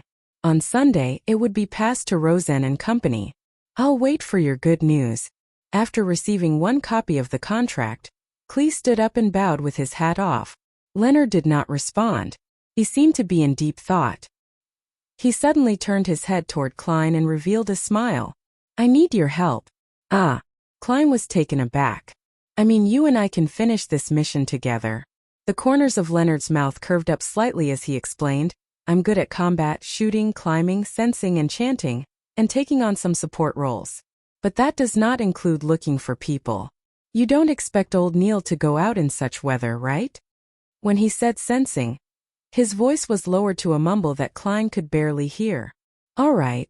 Klein did have the urge to attempt his new abilities, while also feeling a little wary toward Leonard Mitchell. Phew. Let's hope it will be completed successfully. I wonder how useful my seer abilities will be. He wondered with some anticipation. Chapter 43. Search. While looking at Klein, Leonard smiled and nodded. Then, do you need anything from them? He had cooperated with old Neil and company numerous times, so he naturally knew that divination required a medium, especially when the person being divined was not present. Klein thought for a moment before saying to Klee, I need some of Elliot's recent clothes which have not been washed or starched. It would be better if you have any accessories he used to wear on him. He tried to choose ordinary mediums, not something that would normally invite questions. But even so, Klee wore a look of puzzlement. Why? After his question, he added, I have a picture of young Master Elliot on me. Why? Because we are divining his location. Klein was momentarily at a loss for an answer. If he answered truthfully, ignoring the fact that it violated the confidentiality clause, Klee would likely storm out immediately and rip apart the contract while cursing, this bunch of cheats. If that works, why don't I find the most famous spirit medium in Owa County? By the side, Leonard Mitchell chuckled and said, Mr. Klee, my partner, colleague rears a unique pet. Its sense of smell is sharper than a hound's. That's why we need clothes that little Elliot wore and items he used to wear on him to aid us in finding him. As you know, clues typically bring you to a general region. As for the picture, we would need it too. Both of us need to know what little Elliot looks like. Klee accepted the reason by nodding slowly. Will you be waiting here? Or will you be going with me to Mr. Vickroy's residence in the city? Let's go together. It saves time, replied Klein simply. Not only was he eager to try out his abilities as a beyonder, but he also wanted to save the child. All right, the carriage is downstairs. As Klee spoke, he took out a black and white photograph and handed it to Leonard.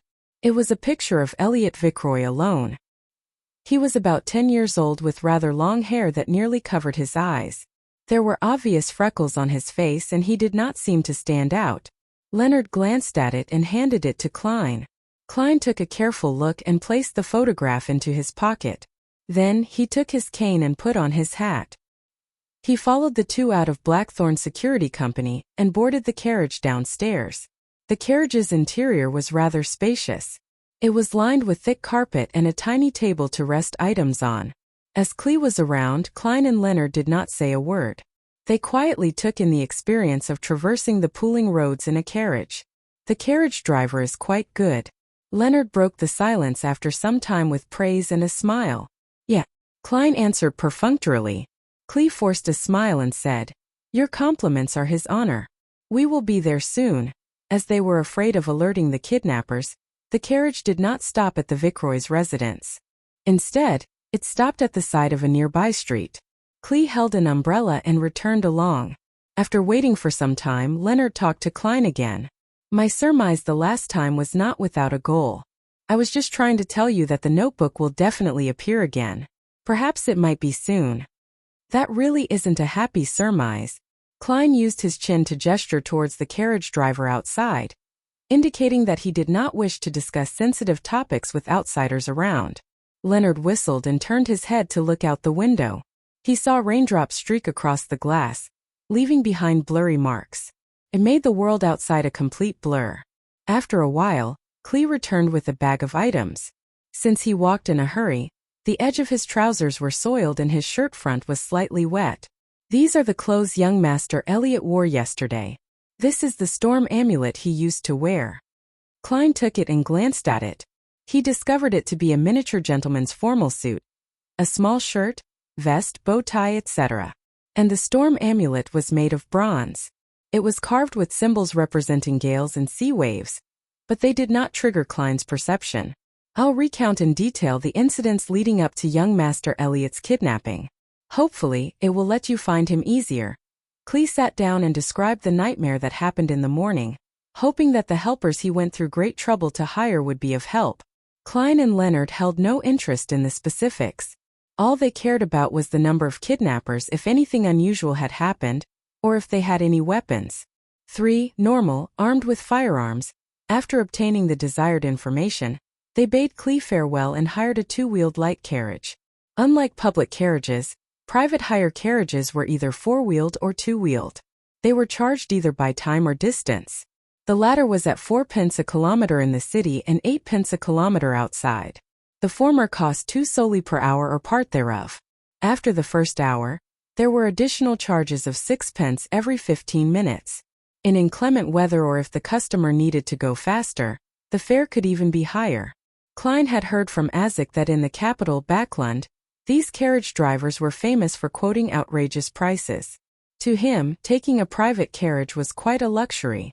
However, he did not need to worry about this at the moment since Leonard had tossed 2 one-solely notes to the carriage driver. Charge it by the time. After Leonard gave his instructions, he closed the carriage's door. Where are you going? The carriage driver was delighted and puzzled as he held the 2 notes. Wait a moment. Leonard cast his gaze at Klein. Klein nodded slightly and took out Elliot's clothes. He spread it out on the carriage's floor, and then wound the storm amulet around his cane's handle. He held the silver inlaid black cane and hung it straight over Elliot's clothes. He gathered the sphere of light in his head as his mind rapidly turned still. His brown eyes quickly turned deeper in color as he entered a half-cogitation state. He felt his body's spirit turning light. He vaguely saw the world of spirits everywhere. He silently said, Elliot's location. After repeating it 7 times, he released his grip of the black cane, but the cane did not fall to the ground. It remained standing in front of him even though the carriage was shaking. Minute but invisible stirrings happened around Klein, and he felt as if pairs of eyes were looking at him. Over the past few days, Klein had felt this sensation occasionally when he was in the state of cogitation or spirit vision. With a little fear, he looked at the cane with his deep black eyes. He recited once again in his heart, Elliot's location. Elliot's location. After he finished saying that, the cane fell and pointed straight ahead. Straight. Klein held the cane and said in a deep voice. His voice sounded a little ethereal as though it could penetrate the unknown world. This was one of the divination abilities he had grasped. It was called dowsing rod seeking. The tool of choice had to be wooden, metallic, or a mixture of both. In ordinary circumstances, he would require 2 real dowsing rods. Dowsing rods were shaped like 2 straight metal wires tapered to an edge. He would hold on to the shorter side and turn it to ascertain the correct direction. But as a seer, Klein realized that through practice he could search for people directly using this method. He could also use his cane as a replacement for dowsing rods. The direction in which the cane fell was the direction of the item he was seeking. As for the Antigonus family's notebook, Klein could not remember it at all. Without the slightest impression, there was no way for him to find it. Go straight. Leonard instructed the carriage driver loudly. We will tell you when there's a need to turn. The carriage driver did not understand why that was necessary, but the notes in his pocket and the willingness of his passengers to hand over the money kept him quiet. He chose to follow the strange instructions. The carriage proceeded slowly, passing through one street after another. Midway, Klein used dowsing rods seeking to correct their direction. After the carriage circled a building once, he finally determined that Elliot was inside. It had only been 30 minutes since they bade Clee farewell. After sending off the cane, Klein did not continue using Elliot's clothes. Instead, he placed the cane, entwined with the storm amulet, directly onto the ground. His eyes turned dark once again as the raindrops around him suddenly spun in place. The cane fell to the front with a slant. Klein pointed at the staircase and said, There. At times I really envy old Neil. Similarly, I envy you now. Upon seeing this scene, Leonard smiled with a sigh. Klein shot him a glance and replied with a calm tone, This is nothing difficult. If you are willing to learn, you would definitely be able to master it. Your perceptivity should be very high, right? Leonard nodded and chuckled. That's not something good. He quickened his pace and walked into the building amid the ending rain. Klein was afraid of drenching his formal suit, so he jogged in tow. The building only had 3 stories. It was similar to a unit block from Earth. The entrance to each floor was situated along the flight of stairs. There were only 2 units on per floor. Klein used dowsing rods seeking on both the first and second floors, but the cane remained still while pointing upward. The 2 of them quieted their footsteps and arrived at the 3rd floor. Klein once again placed the black cane on the floor. Whoosh! A breeze blew across the stairs as his pupils changed colors. The darkness seemed like it could suck the souls of people. Whoosh! Whoosh! Whoosh! Sobs seemed to sound out around them. Klein relaxed his palm as the cane with the entwined storm amulet magically stood erect. He silently read Elliot's location again. He watched his black cane drop silently as it pointed to the right room. They should be in there. While Klein picked up his cane, he tapped his glabella twice. Various colors saturated as he looked at the right room. He saw all sorts of auras inside. 1, 2, 3, 4. 3 kidnappers and 1 hostage. The numbers match. One of their auras is short. It's likely Elliot. Mr. Klee said that they have 2 hunting rifles and a revolver, Klein whispered. Leonard chuckled. Let me recite a poem for them. Why be a kidnapper? Why can't you happily be a civilized person? He put down the bag with Elliot's clothes and took 2 steps forward. His expression suddenly turned serene and melancholic. His magnetic and deep voice gradually sounded. Oh, the threat of horror, the hope of crimson cries. One thing at least is certain, that this life flies. One thing is certain, and the rest is lies. The flower that once has bloomed forever dies.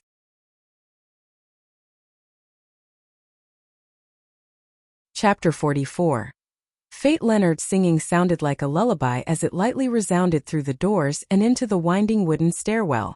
Klein's mind immediately turned torpid. He felt like he saw a silent moonlight and serene rippling lake. His eyelids rapidly turned heavy as if he were about to fall asleep standing. Amid these indistinct sensations, he also felt a strange, formless, and indifferent focus on his back. It felt like he was wandering the spirit world himself. A baffling sense of déjà vu suffused as Klein suddenly found his train of thought once again. With his strong spiritual perception and extreme familiarity with cogitation, he barely escaped the influence of the midnight poem. However, he remained serene and could hardly evoke any emotions. Soon, Leonard stopped singing as he turned his head with a smile. I'm considering asking Captain's permission to apply for a phanepotter lute. How can there not be an accompaniment when singing? Haha, I'm just kidding. I can hear them asleep. The black-haired, green-eyed Nighthawk with his poetic vibe took a stride forward and walked to the door that separated them from the kidnappers and hostage. He suddenly moved his shoulder and threw a punch at the door's lock. Crack! The wooden board around the lock shattered in a muffled manner. This requires precise control. Leonard turned his head and smiled. He then reached his hand into the hole and opened the door. Klein, who had regained consciousness, was not as confident as him. He reached under his armpit, drew his revolver, and turned the cylinder, making sure that he could shoot at a moment's notice. As the door swung back, he saw a man sleeping on a table with a gun by his feet. Another man was rubbing his eyes in a daze while trying to stand up. Bam! Leonard slid forward and struck the awakening kidnapper unconscious. Klein planned to enter as well when he suddenly sensed something. He turned around abruptly and faced the stairwell. Tap, tap, tap. Footsteps were approaching from below. It became clear that something was a hatless man in a brown coat circling the stairwell in his progression toward the 3rd floor while hugging a paper bag of bread. Suddenly he stopped. He saw a gun's barrel aiming at him with a metallic luster. His pupils reflected a young man dressed in a half-top hat, black formal suit with a bow tie of the same color. It also reflected the cane which rested along the rail and the dangerous revolver. Do not move. Raise your hands. 3, 2, 1. Klein's tone was deep but relaxed. He held the revolver with both hands as he tried to imagine the man as a target from his practice. Amid the tense atmosphere, the man in the brown coat threw the bag of bread and slowly raised his hands. Sir, is this a kind of a joke? Has there been a misunderstanding? He stared intently at the finger that Klein had placed on the trigger as he forced a smile. Klein was temporarily unable to determine if he was an accomplice or a neighbor, but he did not reveal any abnormalities. He said in a deep voice, "Do not attempt to resist. Someone will determine if it's a misunderstanding in a while." At that moment, Leonard, who had finished handling the kidnappers, walked out and noticed the man in the stairwell. He said leisurely, "So the kidnappers have another accomplice responsible for buying and delivering food?" Upon hearing this, the man's pupils constricted as he suddenly raised his foot and kicked the bag of bread up in an attempt to block Klein's vision. Seemingly unaffected, Klein coldly pulled the trigger like his usual training. Bang! Blood burst out from the man's left shoulder. He tumbled to the ground and attempted to escape from the second floor. However, Leonard had already reached his hand towards the handrail before leveraging himself to jump over. With a dull thud, Leonard landed on the man from above. The man fainted as Leonard swatted away some of the blood that had splattered on him. He looked up at Klein and chuckled. "Nice shooting. I was trying to hit his legs." The corner of Klein's mouth twitched in an indiscernible manner as he caught a whiff of the smell of blood. He discovered that despite not having any enhancements to his visual, auditory, or tactile senses after consuming the seer potion, he could still see obstructed objects and hear faint footsteps, allowing him to take preemptive judgment. Was this in the scope of spiritual perception? Klein nodded in thought as he watched Leonard find a sharp dagger in the accomplice's possession and drag him into the room. With a gun and cane in each hand, Klein entered the kidnapper's room. They saw Elliot Vickroy jolt awake from the gunshot as he straightened his body and sat up slowly from a huddled position. Leonard had securely tied up the 3 kidnappers with the rope they used against Elliot. Bunched together, they were thrown in a corner. The lack of rope was made up by tearing their clothes. The unconscious man who had been shot in the shoulder was bandaged, but Leonard disdained getting his hands dirty, so he did not help him extract the bullet. Who are you people?" Elliot stammered in pleasant delight when he saw the scene before him. "Yes, you guessed right. Very precise." The genuflecting Leonard answered casually. "I never expected this bastard to have some humor cells in him." Klein lowered his revolver and said to Elliot, "We are mercenaries hired by your father. You can also call us security personnel." "Phew, for real? Have I been saved?" Elliot said joyfully without daring to make any movements. It was apparent that he had suffered quite harshly in the short few hours of being a kidnapping victim. He did not have the kind of rashness someone his age normally would have. Leonard stood up and said to Klein, "Go downstairs and find some patrolling cops. Get them to inform the tobacco merchant. I do not wish to walk out with a child and for idiots like a kidnapper." Klein, who was wondering about the aftermath, nodded. He put away his revolver, picked up his cane and walked to the staircase. As he went down the stairs, he had a nagging feeling that he had forgotten something. In addition, he heard Leonard say to Elliot, "Don't be nervous. You will soon see your father, mother, and your old butler, Clee. Why don't we play a round of quint?" Klein held back his laughter and walked out into the streets. With the help of pedestrians, he found 2 patrolling policemen. He did not use his badge and identification as a member of the Special Operations Department. Instead, he used his identity as a professional security company and recounted the happenings factually. As for him holding a gun, he was not worried at all. He had received an all-purpose weapon usage certificate the day before yesterday. His application was accelerated by going through internal channels. The 2 policemen exchanged looks and one of them left to gather reinforcements and inform the Vickroy family. The other policeman followed Klein to the kidnapper's room. After waiting for more than 40 minutes, Leonard signaled to Klein while the policeman was not paying attention. Klein was to sneak out of the room with him. "Trust me, heading to the police station is an extreme waste of time. Let's leave first." The Nighthawk with the poetic bearing explained with a relaxed look. Since Leonard was making it clear that he would take any responsibility for any repercussions, he did not retort and followed in tow. Almost 5 minutes later, a few carriages rushed to the building where the kidnappers were. The old butler, Clee, disembarked with his portly master, Vickroy. Up to this moment in time, he was still in a daze. He found it incredulous that news would come so fast. Felt like a dream. Suddenly, he heard a crisp snap as he turned around. A two-wheeled carriage drove past with its windows open. The black-haired and green-eyed Leonard had snapped his fingers again. After passing by Viceroy's carriage, Leonard closed the window, turned around, and looked at Klein. He extended his right hand and smiled. "It was a pleasure working with you. I don't think we are on that good terms." Klein politely shook his head. He did not expect the kidnapping case to be resolved so quickly. All he could do was marvel at the capabilities of Beyonders. Even though he was just a half-assed Sequence 9 Beyonder, he was able to do many inconceivable things. "This is a celebratory gesture of peace among aristocrats after a clash of swords," explained Leonard with a smile. "I know." Klein had many aristocratic classmates. He looked outside the window and said with a frown, "Shouldn't we confirm with Mr. Klee? If he believes that the police rescued Elliot, our commission will be halved. A total of £100. There was no doubt about their providing of the kidnapper's location from their meeting from before. "Don't mind it. To us, money isn't that important," said Leonard with a shrug. "It's very important to me." Klein forced a polite smile and said, "Many poets died early from poverty." Leonard chuckled. "I believe Elliot would not lie on this matter. I can tell that he still has some of his innocence left in him. However, you will not get much of the £200 commission either." "How much would I get?" asked Klein immediately. As the unspoken rule has always been, half of the commission would be handed to Mrs. Oriana as additional funding for the team. The remaining would be split among members. "A pity you aren't a formal member. You will only get about 10% of the remaining half." £10? That isn't bad either.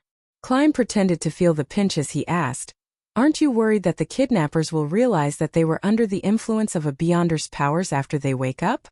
They will not suspect anything. They will only believe that the weather was good and very conducive for sleeping, leading to them dozing off. They will even believe that the song existed only in their dreams. This is something we have verified before," answered Leonard very confidently. "Instead, it's your demon hunting bullets that might arouse suspicion. Of course, you being a queer who enjoys mysticism would be a perfectly reasonable explanation." "I see." Klein was relieved. He just kept feeling like he had forgotten or overlooked something. After returning to Zutland Street, Klein did not wait for Klee's arrival. He strolled to Welch's place and took a different route home. On the way, he bought some beef and olives for dinner. The meal was enjoyable as always, with the same three siblings chatting idly. However, there was an additional visitor. He was a worker responsible for collecting 1 penny for the gas meter. The evening grew dark as the siblings bade each other good night and returned to their rooms. Klein was sleeping soundly when he was suddenly awoken by something familiar outside. He opened the door in puzzlement and arrived outside the bedroom that no one stayed in. He pushed open the mottled door and saw a gray desk. There was a notebook on the table and its cover was made of hard paper. It was completely black in color. A baffling sense of déjà vu arose in him as he walked over and opened the notebook. The page he flipped open to was of a picture of someone dressed in gorgeous clothes and splendid headdress. The Fool. Beneath the Fool was a line in Hermes. "Everyone will die, including me." Horror gripped Klein's heart as he suddenly realized that the corner of the Fool's mouth was curving up. FFFFFFF. He sat up in shock as he saw crimson moonlight penetrate his curtains. He saw his bookshelf and desk and the silhouette of his own bedroom. He realized that he had had a nightmare. As a seer, he knew what dreams typically portend. Therefore, he began to seriously search through his recollections. Klein froze up when he did because he knew what he had missed out on today. While he was immersed in Leonard's singing, he had sensed a formless and indifferent focus on his back. The feeling of being observed felt different from the usual cogitation or experience he had from using spirit vision. It gave him a sense of déjà vu. According to Captain Dunn, once a feeling of déjà vu arose in him, it probably means. Klein suddenly sat straight and confirmed the feeling. Yes, it's that notebook. That Antigonus family's notebook.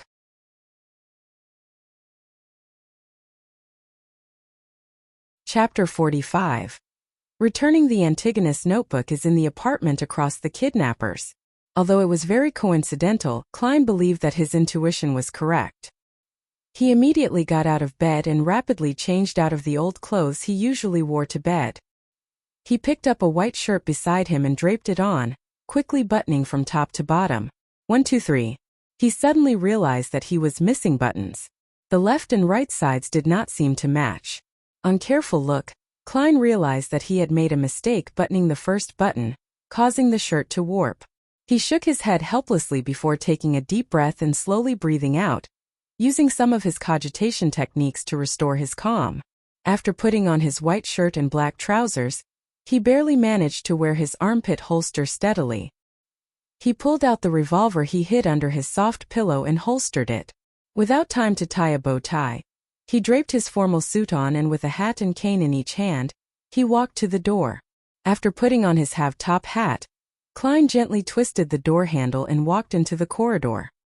He carefully closed his bedroom's wooden door and sneaked downstairs like a thief. He used a fountain pen and paper in the living room to leave a note, informing his siblings that he had forgotten to mention that he had to be early for work today. The moment he was out the door, Klein felt a cool breeze and his entire being calmed down. The street in front of him was dark and silent without any pedestrians. Only the gas lamps illuminated the streets.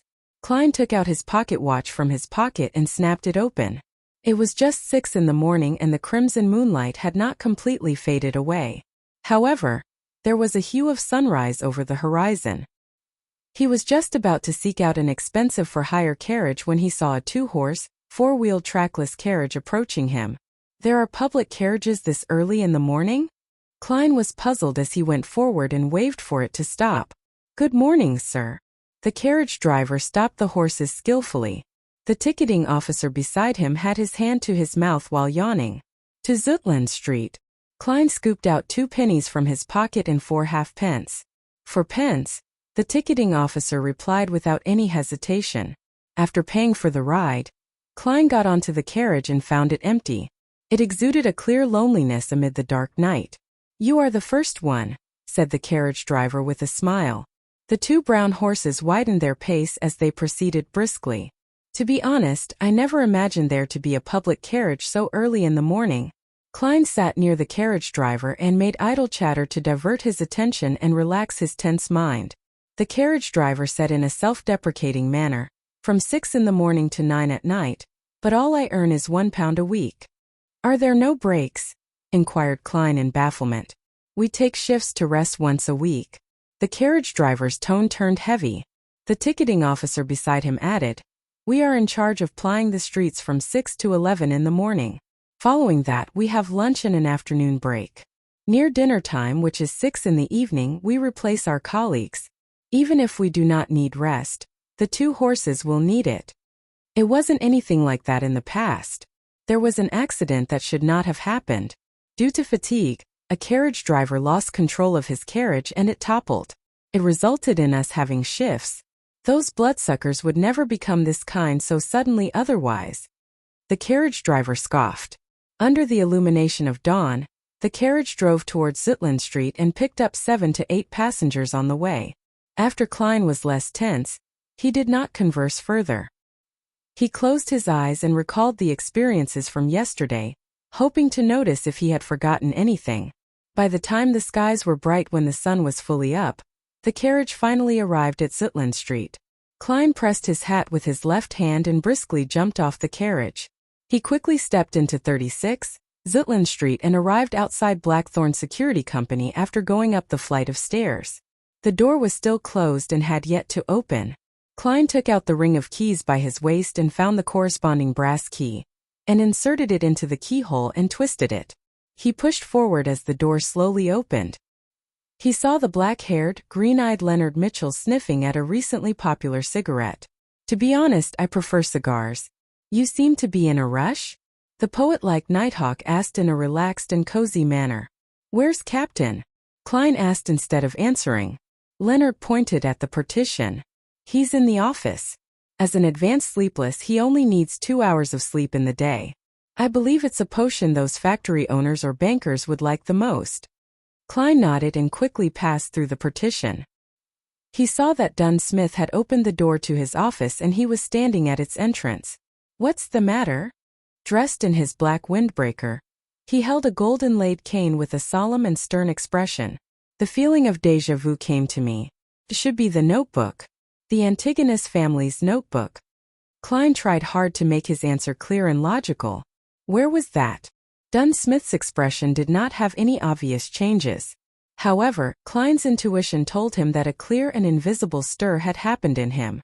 This was possibly a flash of his spirit or a change in his emotions. It's at the place Leonard and I saved the hostage yesterday. Opposite the kidnapper's room. I didn't notice it back then until I had a dream and received a revelation. Klein did not conceal anything. From the looks of it, I missed out on making huge contributions. Leonard, who had walked to the partition, chuckled. Dunn nodded slightly as he instructed with a solemn expression. Get Kenley to replace old Neil's watch of the armory. Let old Neil and Fry come with us. Leonard stopped acting frivolous as he immediately informed Kenley and Fry, who were in the Nighthawk's entertainment room. One of them was a sleepless and the other was a corpse collector. 5 minutes later, the two-wheeled carriage that came under the jurisdiction of the Nighthawks began driving down the sparse streets in the morning. Leonard wore a feather hat, a shirt and a vest. He stood in as the carriage driver, lashing out a whip from time to time, sending out a crisp crack. Inside the carriage, Klein and old Neil sat on one side.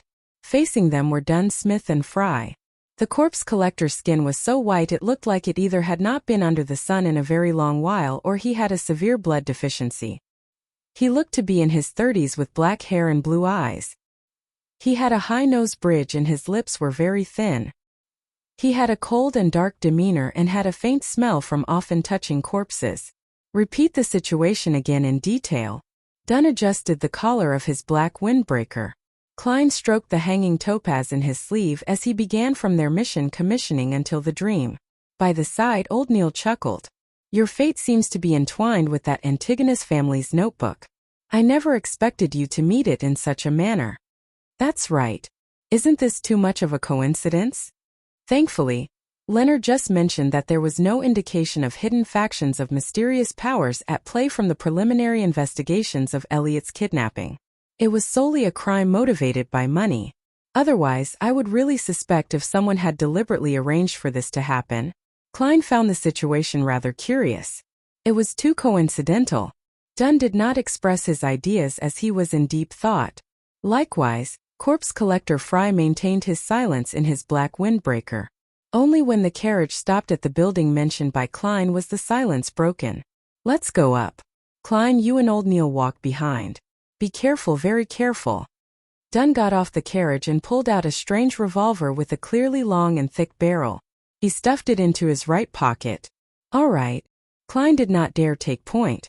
After Leonard found someone to watch the carriage, the 5 Beyonders walked orderly into the building. With very light footsteps they arrived at the 3rd floor. Is this the place? Leonard pointed at the apartment opposite the kidnappers. Klein tapped his glabella twice and activated his spirit vision. In this state, his spiritual perception was enhanced again. He found the door familiar as if he had once entered it before. Yes. He nodded in affirmation. Old Neil also activated his spiritual perception and after observing carefully, he said, There's no one inside, nor are there any spiritual glows of magic. Corpse collector Fry added with his hoarse voice, There aren't any evil spirits.